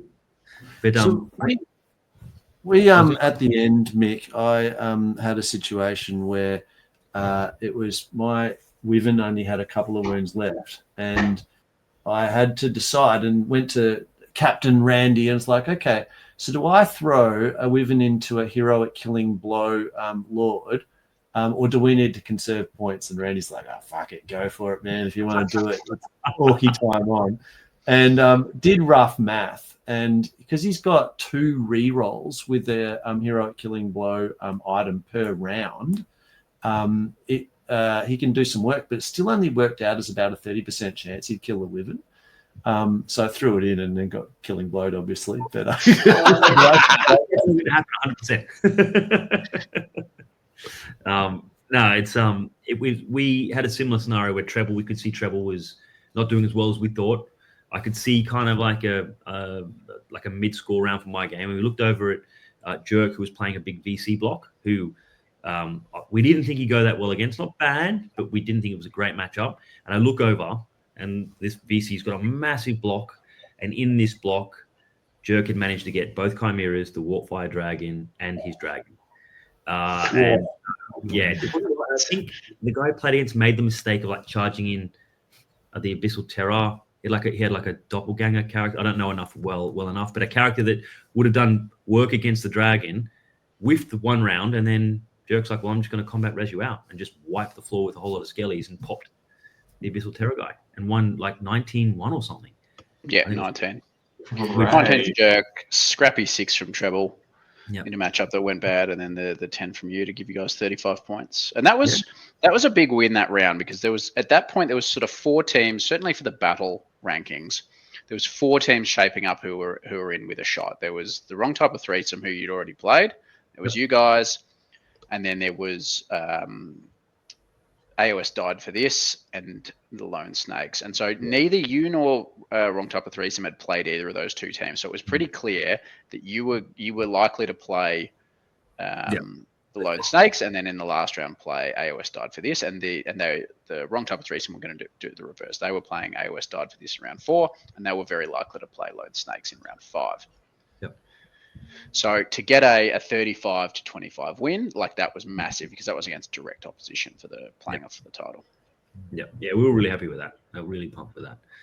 So how'd that take you into the 5th round, Mick? We went into the 5th round, and they had, like, again, the tough as nails Brett's list. They had a Tomb Kings list, which wasn't wildly dissimilar to trebles. And then they had this kind of like crazy, quirky high elf list, which on surface value, playing 5 games, well, actually, I doubled the count to 8 games. I'm like, oh, I think that list, I can take that list. So we wanted treble to take the Bretts out of the matchup for us, because we knew Jerk had played those kinds of Tomb Kings before, so knew what he was doing and should get a decent result. And given the way that the player pack was with painting and sports, we'd like, if we can just do mediocre here, we could do all right.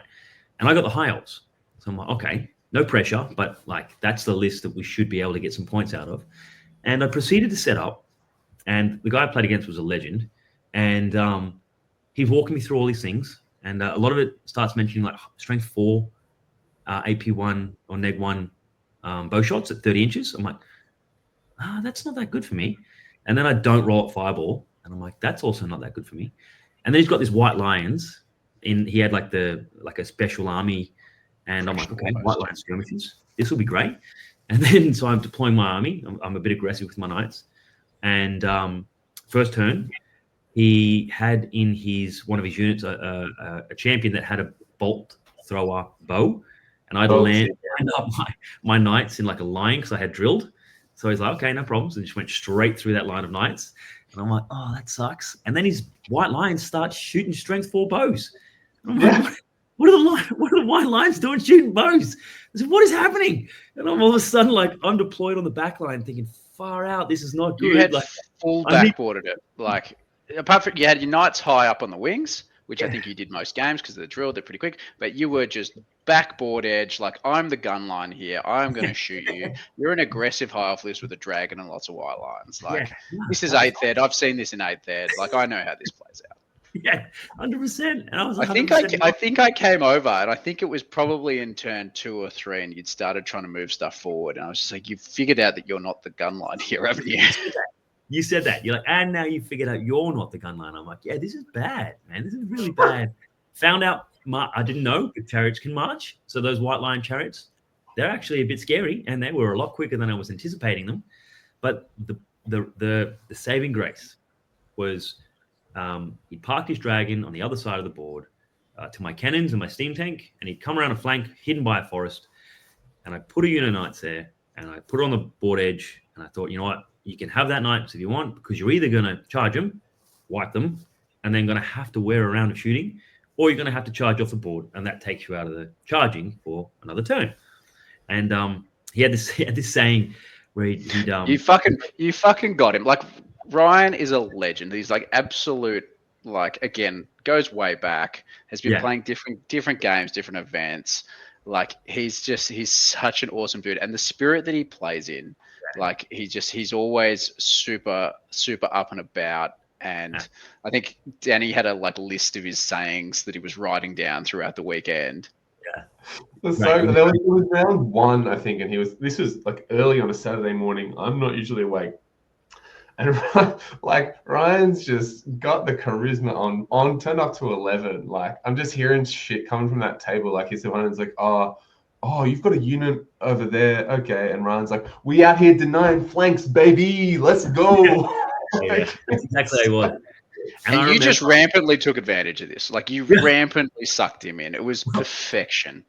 I remember before the game, I thought he was the Tomb Kings player. And I said to Jerk and my team, because I could see him, he was very energetic, very animated. And I was hanging by a thread. I'm not going to lie. Like, I am hanging by a thread. I said to Jerk, I can't play him. Just whatever happens, like, him as a person, I don't know I can't play him.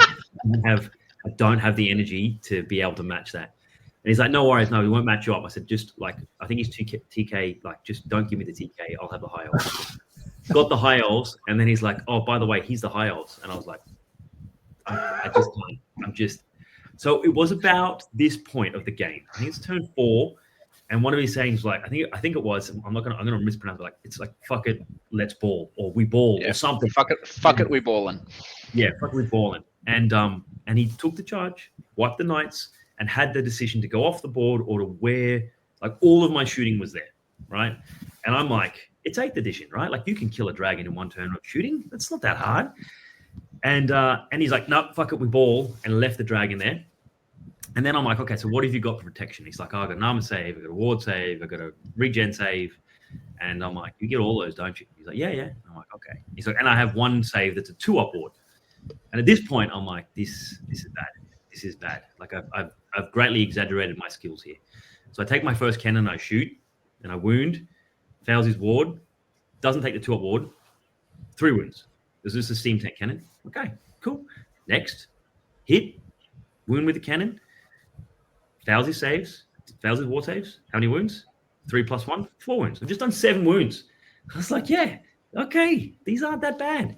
Then I last war machine, I roll up the Hellblaster, 26 hits. 26 hits. But it's long range and he's got glittering scales on. So I'm like, I'm needing sixes, right? We ball. I roll six sixes to hit. And then he's got like good armor save. So I need like, if I get 6s, he's just into his ward save. I roll like 3 6s. He's got 2 wounds left. At this point, he forgot that he didn't take his 2-up ward. He's like, oh, it happened so fast. I haven't taken my 2-up ward. And it was that awkward moment where I felt bad because I'm like, and I knew he's like, I really should have taken that against the cannonball. And I think we've all been in that moment in a game where you're like, fuck, this is not cool. The only saving grace is like, I'm going to take it against the first Hellblaster shot. Rolls it and rolls a 1. So he failed his 2-up ward. So like that was a really, I wanted to cheer for him that we didn't ruin the game, but then I also didn't want to cheer because it was another wound that he lost. So eternal oh no. So then he has 2 saves to make. Super disingenuous. Oh no, that really sucks for you. And he's got a 5-up. That's so unlucky, dude. That's so unlucky. He's got 2 dice. And he's 1 5-up. And at this stage, he has not passed 1 save. Not 1 save. And he looks at me and we look at each other and I'm like, okay, you do this. Rolls a dice. It's like a 1 and a 2. And you know it's bad when you don't talk. I didn't say anything. He just picked up the dragon, and I'm just like, don't say anything. Just nod. Be respectful and nod. I didn't know what to say. I don't have a plan. That sucks, dude. That's so unlucky. That's a tough one. I think it's an incredibly unlikely sequence of events. And then the worst, to cap it all off. So it's happened. I'm now feeling good. I'm up. He's trying to get some points. He charges 2 eagles into a Hellblaster. They do no wounds. Both of them do no wounds. I do a wound back. They both break. And then I run them down with a steam tank. So, I'm just I forgot how good I was at Warhammer. This is amazing. I should just play this more often. And miraculously pulled out a 13-7 against that list, which I did not deserve. But I will take because I played for it. I played for extreme luck. I played for the 10% chance. And we got it, but then we got hammered on all other tables. And I think, Nick, you can walk through what happened to the give ground scenario in the game that really hurt with Jerk. You had Jerk into the Tomb Kings, and I was I like that matchup for the Warriors. Yeah, so I think the Tomb Kings are very limited in what they can do. Chris's Tomb King list is a bit different. He's got an Ogre Blade Tomb King Lord in a Tomb Guard block with a Necrotect giving it attacks and hatred and stuff. That guy's pretty dangerous, but he's not any more dangerous than a Chaos Lord with an Ogre Blade on a friggin' dragon. And they're just even the units of 5 Marauders with 10 flail attacks, they'll kill Scorpions, they'll take a fair chunk out of a Necrosphinx and stuff like that. So I had that down as Jerk looking pretty good, and he'd played Tomb Kings before, so I thought Jerk's looking pretty good here. And you just needed Treble to kind of hold into the Bretonians, which were your problem army. Yeah. And yeah, Treble got absolutely monster, I think. Yeah, 15-5. Which I mean, he scrapped for 5 points, and he was really scrapping. He was down for that whole game. But then Jerk, I don't know, I didn't catch most of the game. He clearly didn't get into the combats that he really wanted. He was looking good for, I think, a small win. But then a slight rules unfamiliarity. His dragon in the last bottom of the 6 got flanked by the phalanx of just rando skeleton infantry. Clearly didn't roll super well for combat and lost combat and had to give ground. And the give ground took it off the board edge at the bottom of the 6th turn. Yeah, he didn't know that give ground. Like if you hit the board edge, you died. So he's like, oh yeah, I just give ground. And he's like, no, you're dead, dude. He's like, that's a rule. He's like, yeah, that no, like taking no wounds on his Chaos Dragon. That's like a 700 point swing right at the last turn. So that stung pretty bad. But you learn from those things, and he won't make that same mistake. Yeah, a bit of a shit way to end a tournament for Jerk. I got called over to the table because he was like, "What happens here?" I'm like, "Yeah, you dead, bro." Yeah, not good. So we ended up getting capped, which was disappointing to finish the event. But look, we had a great time, and I think everyone was by that stage feeling back to normal and /alive again. And we were happy that we were in the running at the end anyway, which we weren't expecting. Hey Mick, did I hear you say somewhere something about a give ground scenario?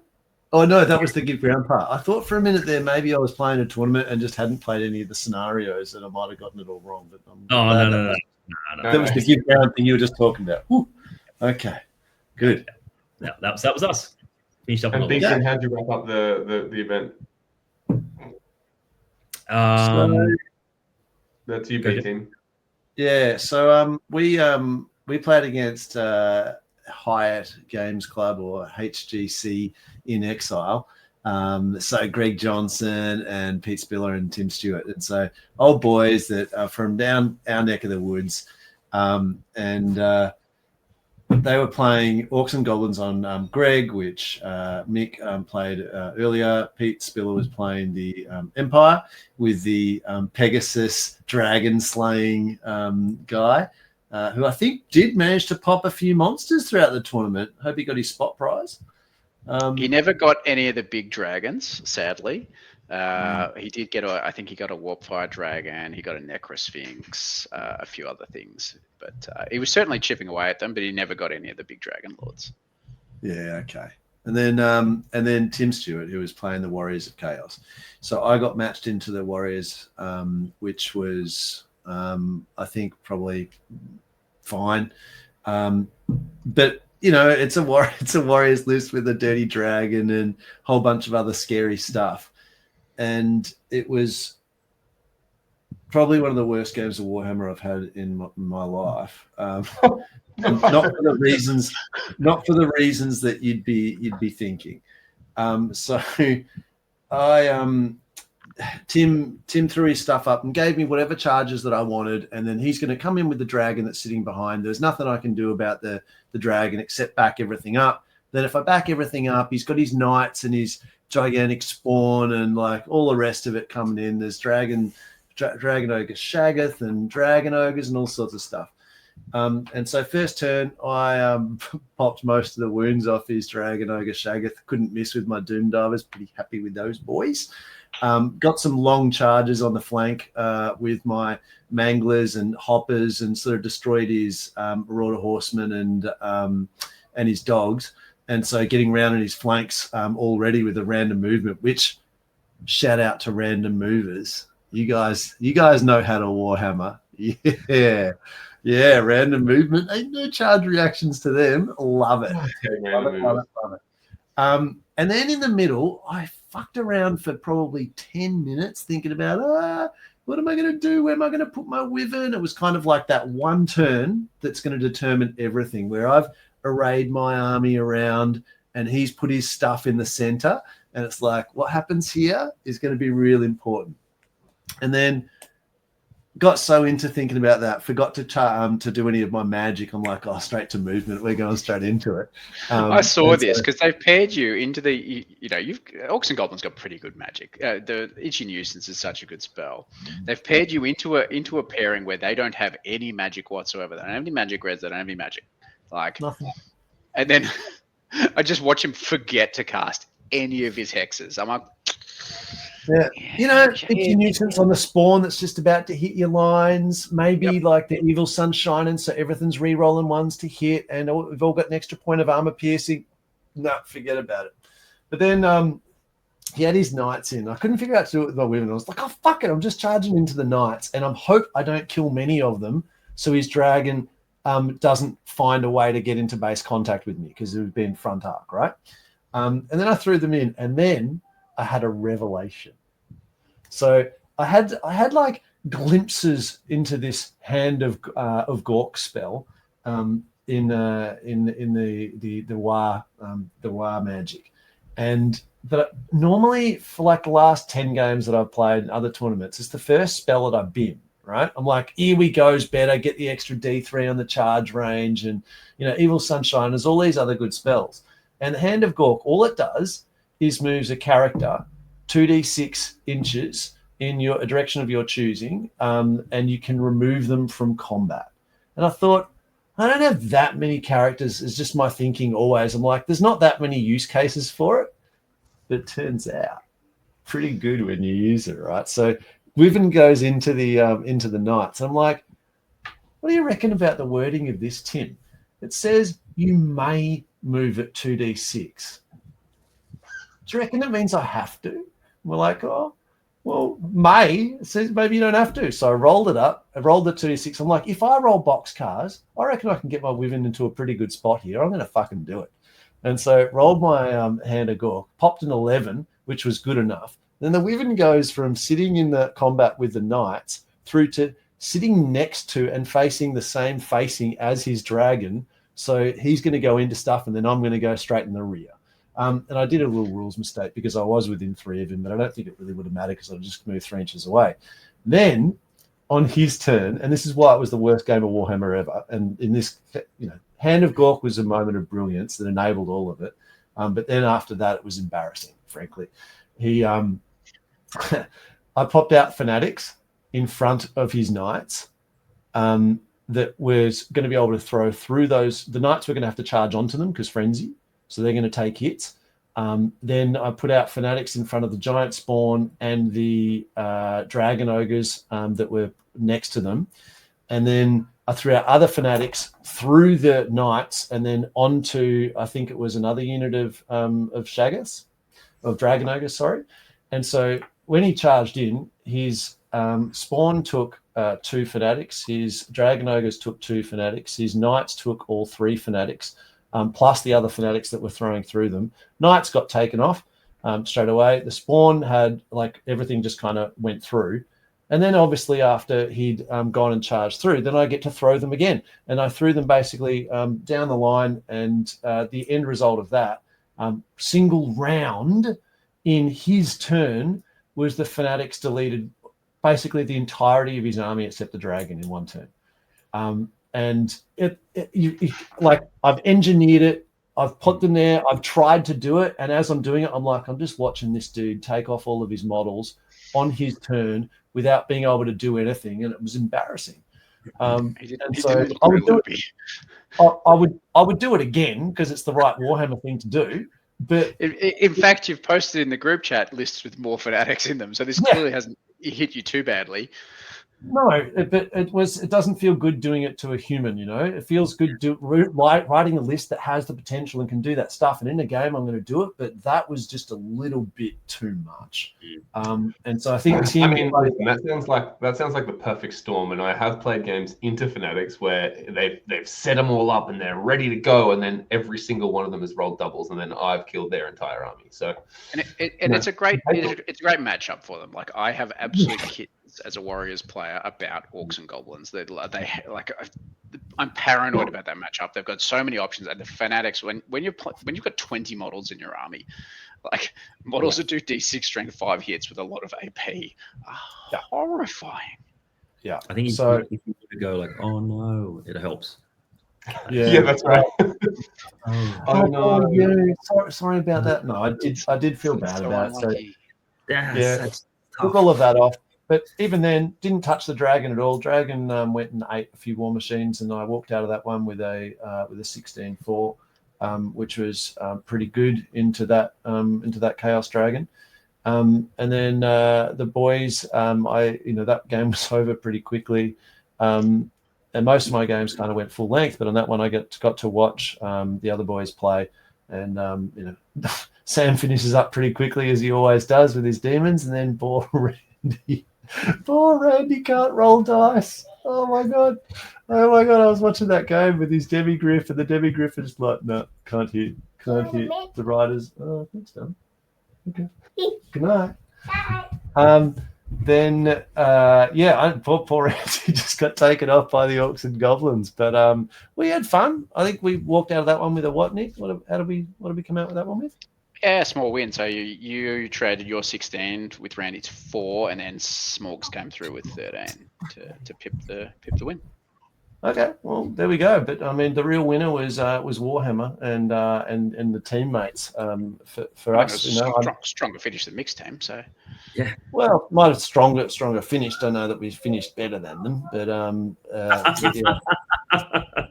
we did all right. But it really, I really feel that with the team game, for me, I didn't really care about the wins. You know, still while I'm playing, I'm still, you know, measuring things out and wanting to do well, but it's not like that whole, it's a different feel to the singles type thing. It's not kind of like, oh, you've gone up and soaring highs or you've gone down. It's just kind of like we're rolling with the team. It's cool. What happens. And when we're not on the top tables, because we are well as B, it makes it less stressful, more fun. And so we went into the tournament not really expecting to do amazingly, but to meet some people, roll some dice, have some fun. And that's exactly what it is that we got. And again, large in part to the organisation that you guys really did put into that. That's, couldn't sing its praises highly enough, boys. So it was a good last game, good round, good way to round out the tournament for us. So happy.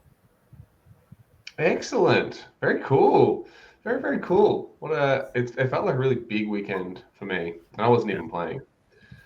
So, like, props to you guys for sticking out a 5-game whole weekend tournament of Warhammer. Dude, we didn't go to bed at 5 a.m. I'm sure most of us didn't go to bed. Mick, you might have, but the rest of us, didn't. Oh, well. It is what it is. It was like, I think I feel spoiled because it's the first event I've been to in a long time. And like you said, again, I don't want to talk too much about it, like air conditioning, smelt normal, high roofs, great tables, bar, good toilets. Like I genuinely it was an easy, pleasant, fun event. So even like at the end of game 5, when you kind of like, I need to get out of this venue, it's killing me. I was like, yeah, we hung around for a bit afterwards, and it was just, by the end of it, I think we were all at a stage where we're like, yeah, we enjoy Warhammer again. It's good fun. It was good fun. Cool. Yeah, cool. I mean, and even the cafe that we got that lunch from, sensational. It was okay. I admitted, Nick, I went there the day before because we went in to set some stuff up. I went in there and I was like, Nick, just testing. We may or may not have signed ourselves up for horrible food poisoning, so I'm just testing the cafe. Oh, and you look at the front door and you're like, oh, we're getting so much food poisoning here. And then it was great. It was food was like a huge quantity of food, and it was really yummy. Yeah, that was great food. Lady knew what celiac disease was and all, and looked after. It was great. Loved it. Loved it. You know what else I really enjoyed about the weekend? Seeing the paint on people's models. Painted armies is a big plus. I do love a painted army. It's very good. I mean, we can talk about we've been yapping for a while, so let's do a little roundup. But I do want to touch on that the paint and stuff and talk about where that might go, because there's an exciting future for the old world in Victoria and Australia. Well, let's round off this year and talk about sort of the results, and then we can speak to next year maybe.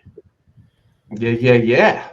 Have you gonna present the little results, or doesn't really matter? Nah, I've got a very cute photo of our winners. You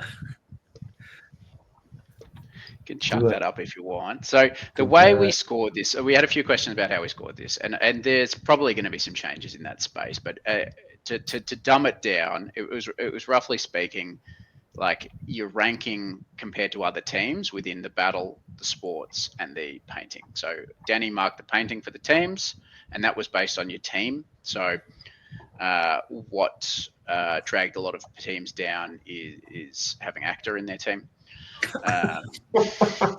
Tractor. Yeah, no, so it's very interesting. I actually quickly on that, just quickly, like a few people have reached out and asked me about how they went individually as a team, and I can give kind of like a rough vibe-ish if you'd like, but the paint like recording of the judging of that was all done on a team by team basis. So you were like mixed in with the rest of your teammates, and then the score for each of the categories was given over as how that team presented in that category. So it's difficult to do. There's not like a number system. And there were a few teams that had one really nice army, and then a couple of not so nice ones that really dragged their team down. Yeah. But that's the nature of it. We wanted to, barring one single individual or two individual prizes that we gave away, everything was team based. And so same thing, sportsmanship was based on team, and then the overall prize. So we gave an award for best in the generalship category. We gave an award for the best painted team, and we gave an award for the most sporting team. And then we gave top 3 overall, which was based on your rankings compared to other teams in all 3 of those categories combined. So it was sort of your average rank across the 3. So this probably was a little bit disproportionately affecting the sports and painting, because I think there was a lot in that sort of middle ground on that. I'm going to review how we score it. It was kind of just the simplest way to do it. I think there'll be probably some work in that space. Yeah, but we can work on it for next year. But I think I don't know. We'll talk about that anyway. So our prize winners were the Gallery of Heroes, the best painted team was Mick, your team. Yeah, what an astounding effort. This was very, very clearly the best presented team of the event. Individually, all 3 of those armies. This is not just coming from me, although I did the scoring for this, so my opinion matters. But not just coming from me. Each of those armies individually got, and indeed did get, a lot of favorite army nominations, and could have taken out the best painted at the event, player voted. Phenomenal effort. The presentation was immaculate, and the love and effort that went into these armies was so apparent. And really first, well, second, and fourth in the voting for the best painted individual army. There you go. It was cool for us because genuinely we painted the armies for the event. All 3 of us had a Facebook chat. We were posting up our progress. Treble, we call him a doctor because he is actually a doctor. As you can imagine, saving lives is kind of important. Painting armies comes at a close second. So 2 weeks out, he was last to get his army done, and we were trying to project manage it for him, and what has he got to go, and he's doing the updates. He's my last day to go. So when we got down there, it was the first time we'd all seen our armies together, fully completed. So that was when that got read out, that was kind of cool, right? Because it was we'd been on that journey together. It wasn't we had these armies before we decided to do the event. What a story. And I mean, it paid off. It paid off. Yeah. Well done to all 3 of you. No, it was really cool. So I voted for your army, Mick. How did your army end up doing in the overall standings? Individually, very humble. Yeah, individually. Mate, I was humbled. To get the painting award, an individual painting award, mate. It meant a lot. I got 3 kids. I got a busy life, and I really wanted to put together an army that looked good on the table and people wanted to play against. Because I'm not going to play enough to make the best stuff. I just wanted something that was cool to look at. And when people also recognize it looked cool, to me that was really humbling, because I thought there was some beautiful armies. Your basing was so good. It was that's Jabe just telling me that your models existed just so that those bases could exist. Yeah, that's a trick. That's my trick. I'm not a phenomenal painter, but I find if I put a little bit more extra on the bases and I try something new each time, this one's the water effects and the little, I think it's gamer's grass. They do little leaves and stuff. Yeah, little leaves and stuff. Yeah, and this is reward for your experimentation as well. You hadn't done a lot of oil paint stuff before this army. Yeah, there you go. Looks stunning. And the whole point of that award was we wanted, as much as it was all teams, we were let's do an individual painting award in case someone brings a really amazing army and has 2 terribly painted teammates, and then you guys rocked in with 3 of the 4 best armies. Yeah. No, it was cool. It was like I said, it was really cool moment. Can we pop any things up while we're still yapping, Danny? Or was it not Oh, working? yeah, I've got some photos. Yeah. I'll keep it rolling through. So the War Cabinet Award, so best generalship, went to the wrong type of threesome. They cleared the battle category pretty well. What they finished on 181 cap total, so 8 points ahead of AOS Died for this, who are in second place. How'd they do for their overall painting? Stone cold last, which was not even slightly I surprising. think it's a DNF, which is impossible. Yeah, well, that's right. Yeah, I mean. And that was part of, I spoke before about Ack putting me in a bit of a spot, and at least I had that in the back of my mind the whole way through. It was like they just were never going to be able to win best overall. Because I do want to call out that Bucket. I felt for Bucket because he put a lot of work into his army. He painted like some new stuff. He had the Lizardmen. And he was a little gutted when he saw Actars because he put a fair bit of work in his Lisbon, and they did look nice too. So I thought I'd do a shout out for Bucket. Yeah. This is is that sharing, Colin? It is indeed. Yeah, these are the armies in question. So this is the beautiful empire, all converted from the AOS cities of Sigmar, which honestly, you would think that the designers of those models probably just intended them to be on square bases. Yeah, at 100%. some point, like the current Empire Knights models are 40 bajillion years old. So, but yeah, I'll just roll through these photos if you want to keep talking, Nick. Yeah, beauty. So best sports went to Undead, Unfeeling, and Unapologetic. They were a great group of lads. And one of their players, Toby, he literally volunteered to play, I think, the day before they had a player to drop through illness. And so that he popped up with a 2 Carnosaur Lizardman army the day before the event and filled in for them. And he also won the most snaky award for doing that. And he had a great time. And he even was presented the opportunity not to play in the last round because someone had dropped, and he was still mad keen to keep playing. So good on those guys, and good on Toby. In the overall standing, so third overall was the Lion, the Scarecrow, and the Tin Man. Now these guys came dead last in the battle rankings, but they came, I think, third in painting and second in sports. So that catapulted them way back up there, showing that you don't have to be good players to win the best overall. And this is the only army themed to the team name from these guys. And they got good points out of that. And that these guys, much like a little bit like Ferrari, they sort of painted armies for this event, and so they had a bit of a theme going through the armies, and that was they were rewarded for doing that. And that's what we want to see more of really next year, is people going, hey, we're playing these armies for this event, and we're going to make them more cohesive. Absolutely. Second overall, HGC in Exile. These guys kind of, what do they go? A decent sports score, second in painting, and a decent battle score. So they just really sort of middle of the road for two of the categories, and then the spiked one of them, which put them right up there. And that was mostly because Greg painted all the armies, and they're all. I mean, like, do I have a photo? I don't have a photo here of them all in one shot, but like big points for having matching basing and style thematically across all 3 forces. These 3, yeah. And they actually this was on a tiebreaker, so they came second on tiebreak to you guys, Mick. So you guys took out the best first overall and are the Australian Old World team champions. That's right. And so this was on tiebreak because you guys finished a bit above them in the battle rankings, a little bit ahead of them in the paint rankings, but then I think 1 place ahead. But then you guys were just not as nice. I'll put that down to being extremely hungover for this whole second day. It could well be. Nice. And there's those 3 cuties there with their fans' little banner.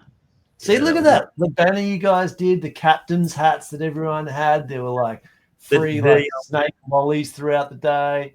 Cards, like the matchup cards. Cards. They were wicked. I think I've got mine. Look at all the captains in there with their sexy hats. and those great tables that we've been talking about. Look at that. Beautiful. Love it. Very, very cool. No, we were properly chuffed. Properly Yeah, chuffed. yeah. All right. So, from a player's perspective, I would say that event was a smashing success because if you're going along to a tournament and you're going along because you want to win and you leave and you're disappointed because of the result, but going to this, I couldn't have given a shit what the outcome was. Mick might have been different for you. You did walk away with, at one stage, I caught you guys at the end going through your flags being like, wait, whose prize was this one? You had so much swag as your team of 3. You should be embarrassed for that. Yeah, it was embarrassing. We felt. But yeah, I would say that as a team, I don't know how we did it in the overall, but I think we went middle of the pack for battle points, somewhere around there. We had a thoroughly great time, and we'll absolutely go again. But what I'm interested in, boys, is from a TO's perspective, what did you learn? What worked? What didn't work? What would you do differently next time? It's a good question, isn't it? I think the main thing, because I'm obviously mostly across the hobby side of the event and scoring that, and that's sort of my responsibility. For that, I think, because I hadn't really run an event before or judged armies at that scale, and so I think I'd probably just tweak how I did that because it took a long time. But I think a more clear metric maybe that people can work to potentially.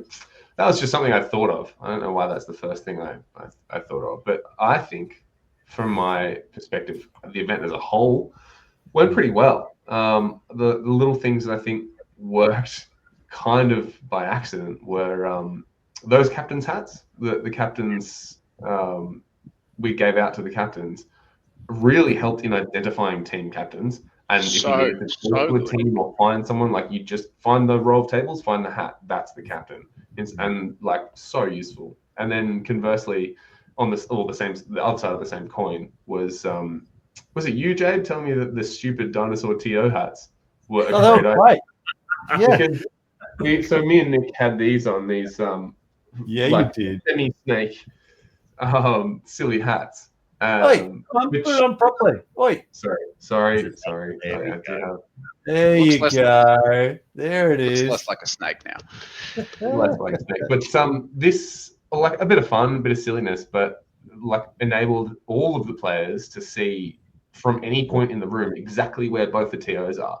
So like you're not, I met that guy yesterday, I'm not sure what he looked like. What's he wearing today? Oh, like we were very accessible and recognizable, which I think was really useful for us. And not even just the players. Like the amount of times I turn around, I'm like, where's Danny? I'm like, oh, there's this stupid app.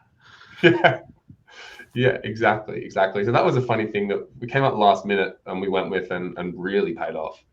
So like, tell you what, next year, custom hats for the teams could be a thing.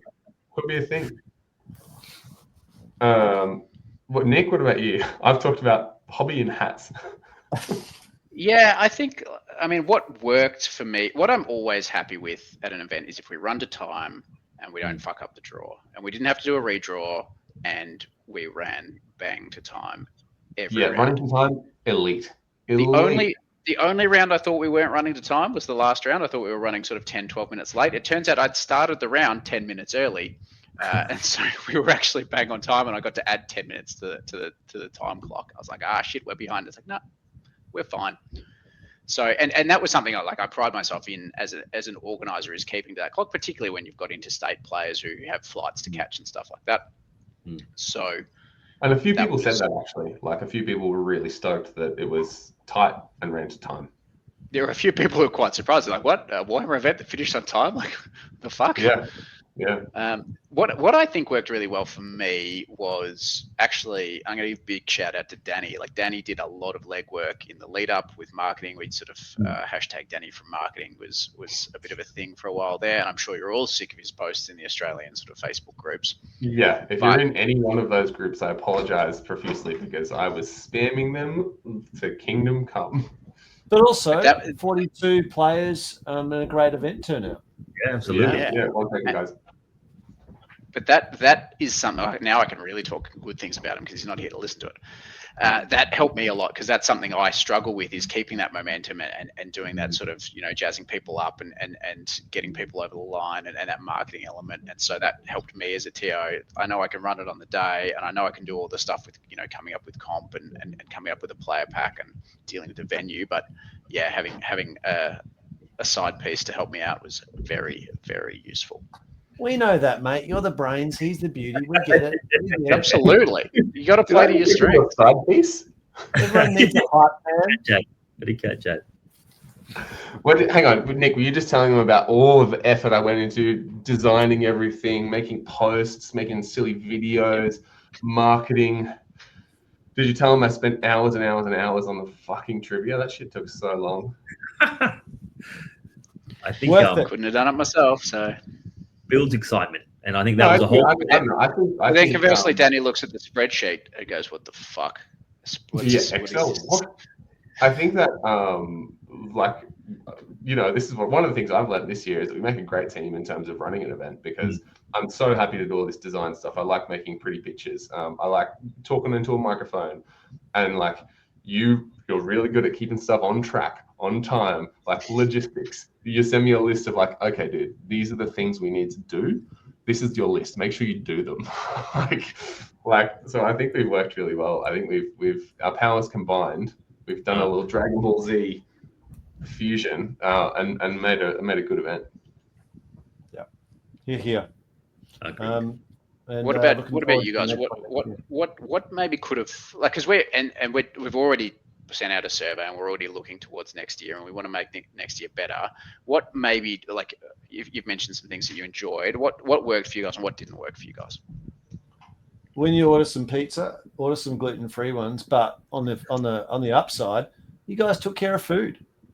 There was food that was, you could order your food from the cafe that was delivered both days for lunch. There was food on Saturday night. There's bar there, so there's drinks. They're like, that worked, but get some gluten-free shit, mate. Come on. I was very quick to assume that Smorgan hadn't put it in the form, but he actually did, and it was entirely on me for not ordering it. And I really don't know what more I would want. I don't have any constructive feedback. Mick? I was similar thing, right? I'm kind of clutching at straws to try to find something. The only thing I would say, which is not a negative, it's hopefully it builds, and I just love to see if we get to 4 teams, 4 people teams. Just because, like I said, I just love the team event. That's nothing more than constructive excitement. A few people have even said that in the feedback, saying that and we were sort of thinking along these lines, in terms of growth for next year, teams of 4 just makes it your team's bigger. You've got more. Your list can be kind of more skew and sillier. You have more agency with the matchups, and then so the whole team's vibe is just enhanced by that, I think. Anyway. Be like Squid Game, where you just suddenly you're in year 3 and you got to find a 4th, and it's just like grabbing a 4th. Outside of that, genuinely, I thought, like I said, if I think that things are important in a tournament. Was people excited? Logistics clear? Was the venue great? Was the people that were there great? Did the TOs run it clear, concise?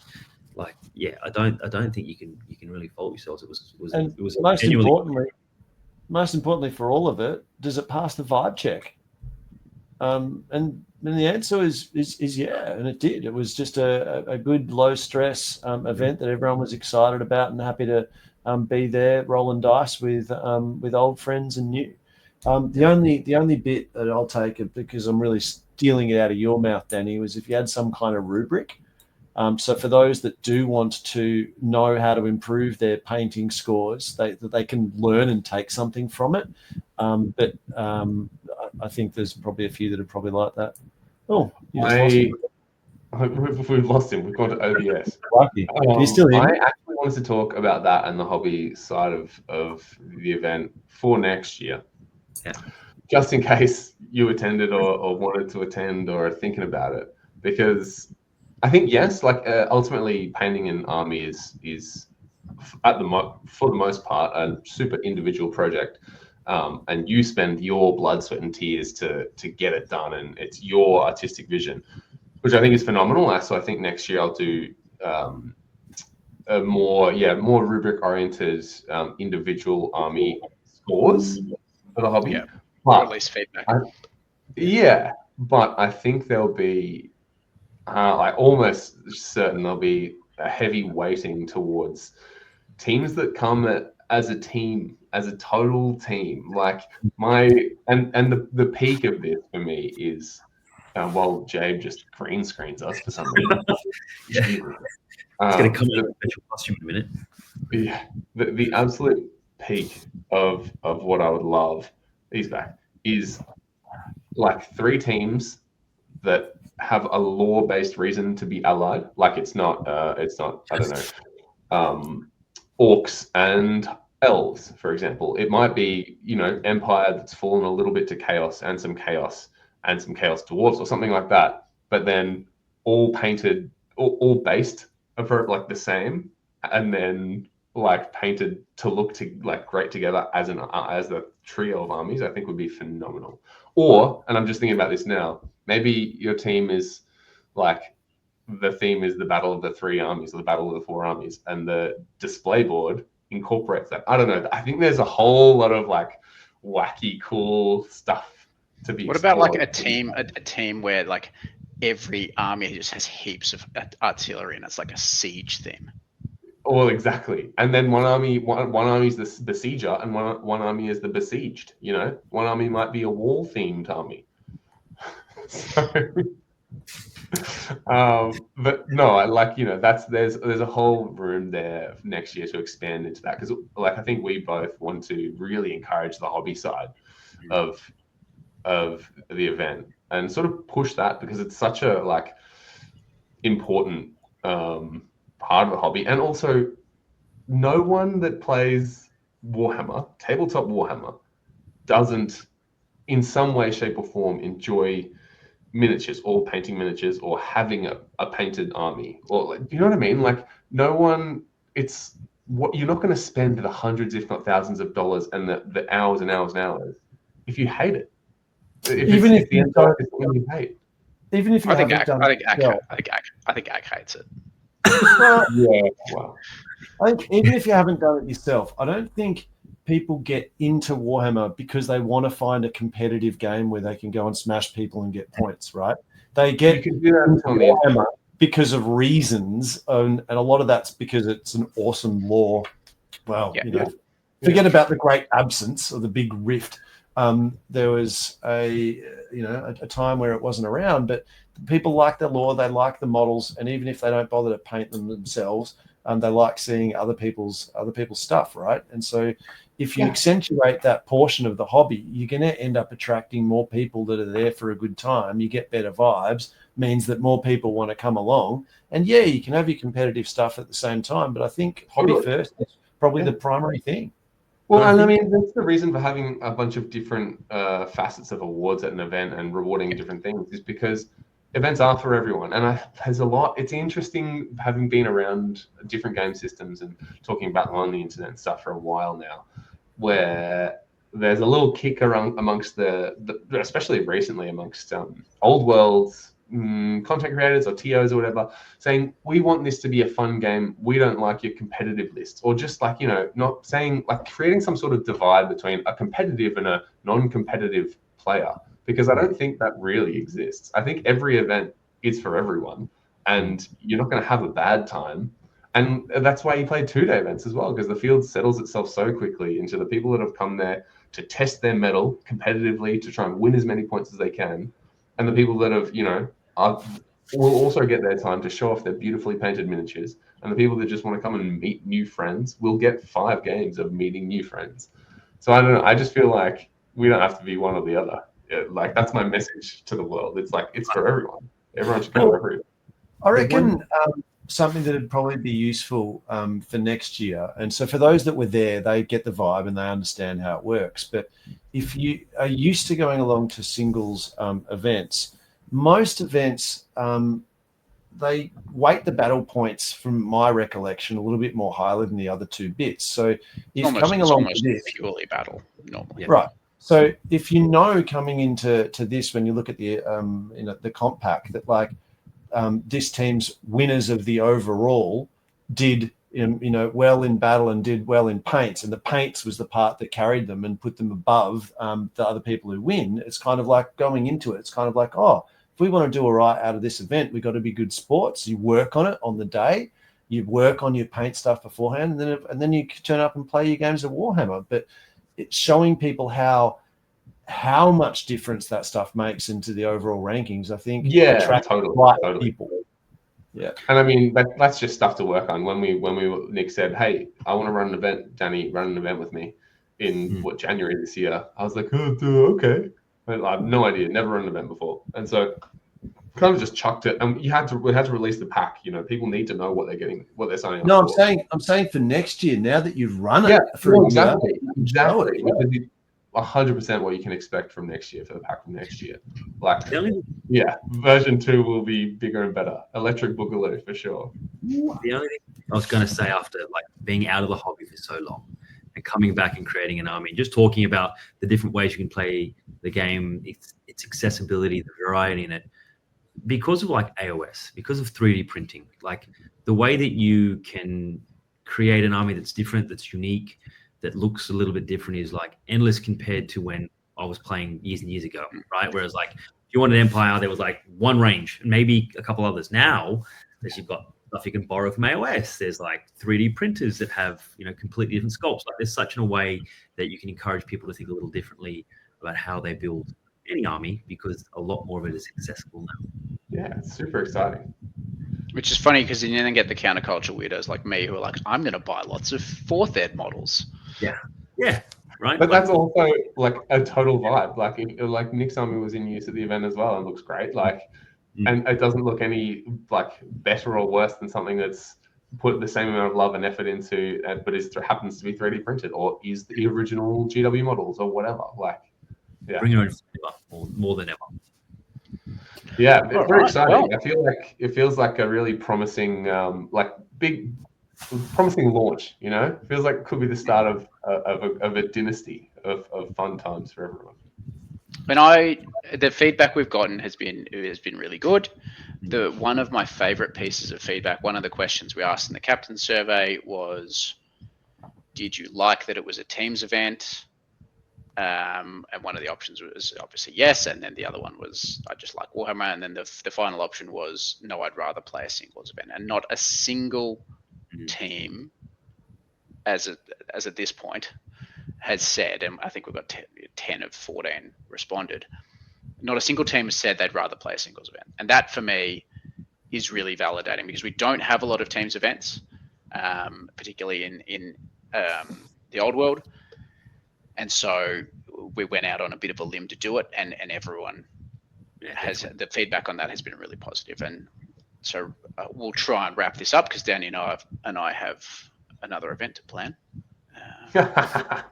So we better get cracking. And for those people who have been listening this long in, I do have a question, and let's farm some YouTube engagement here. I think we're down. Are we going Rumblefish or are we going National Treasure? Yeah, that's right. Well, it's funny because if we don't name the next event Snake Eyes 2, no one will know that they're connected. But it's fine. We've got Danny from marketing. I'm sure you can encourage that. Yeah, we can work something out. But there's a couple of good options. Yeah, and Nick has rattled off probably the leading two. Is it Rumblefish, which is such a niche fucking movie. He's not like Nick Cage. The context is we have to name it after a Nick Cage movie. We've done Face Off, Moonstruck, Lord of War, and now Snake Eyes. He's not even like a. Well. Yeah, there might have been. They don't. Random One Day is a good games don't count. Sam. So, I think Rumblefish. He's just some rando bit part character. I haven't seen the. Yeah, he's not the main character in that movie at all. But the poster looks cool. I don't know. Well, plenty of time for you to think about it. While you're thinking about that, I'm going to do a shout out to my boys. Much love, Sam. Much love, Randy. You guys rock and made that event for me. Yeah, no, awesome to check. It was great. Yeah, that is a chuck in the. Well, if someone's watching this on YouTube, whack in the comments. Nick Cage movies that the next event could be named. We'll spend 8 months thinking about it, and then we'll post the players pack at the last minute. No, be prepared. Don't worry. Hey, Mick, And Jabe, thank you for taking more than 2 hours out of your evening to come and talk to us about an event that we all were involved in. Appreciate it. It was awesome. Thanks Very for running well. it, boys. Loved it. On. And Nick, Of course. congrats, man. Taking away 3 prizes. What? Shit. What a bloke. Not bad for a part-timer. Not bad, Yeah. not bad, not bad. Yeah, flash in the pan. Appreciate all the love, though. Thank you very You much. just have to back it up next year. Well, I sold 3 armies. One was an Empire, one was High Elves, one was VC.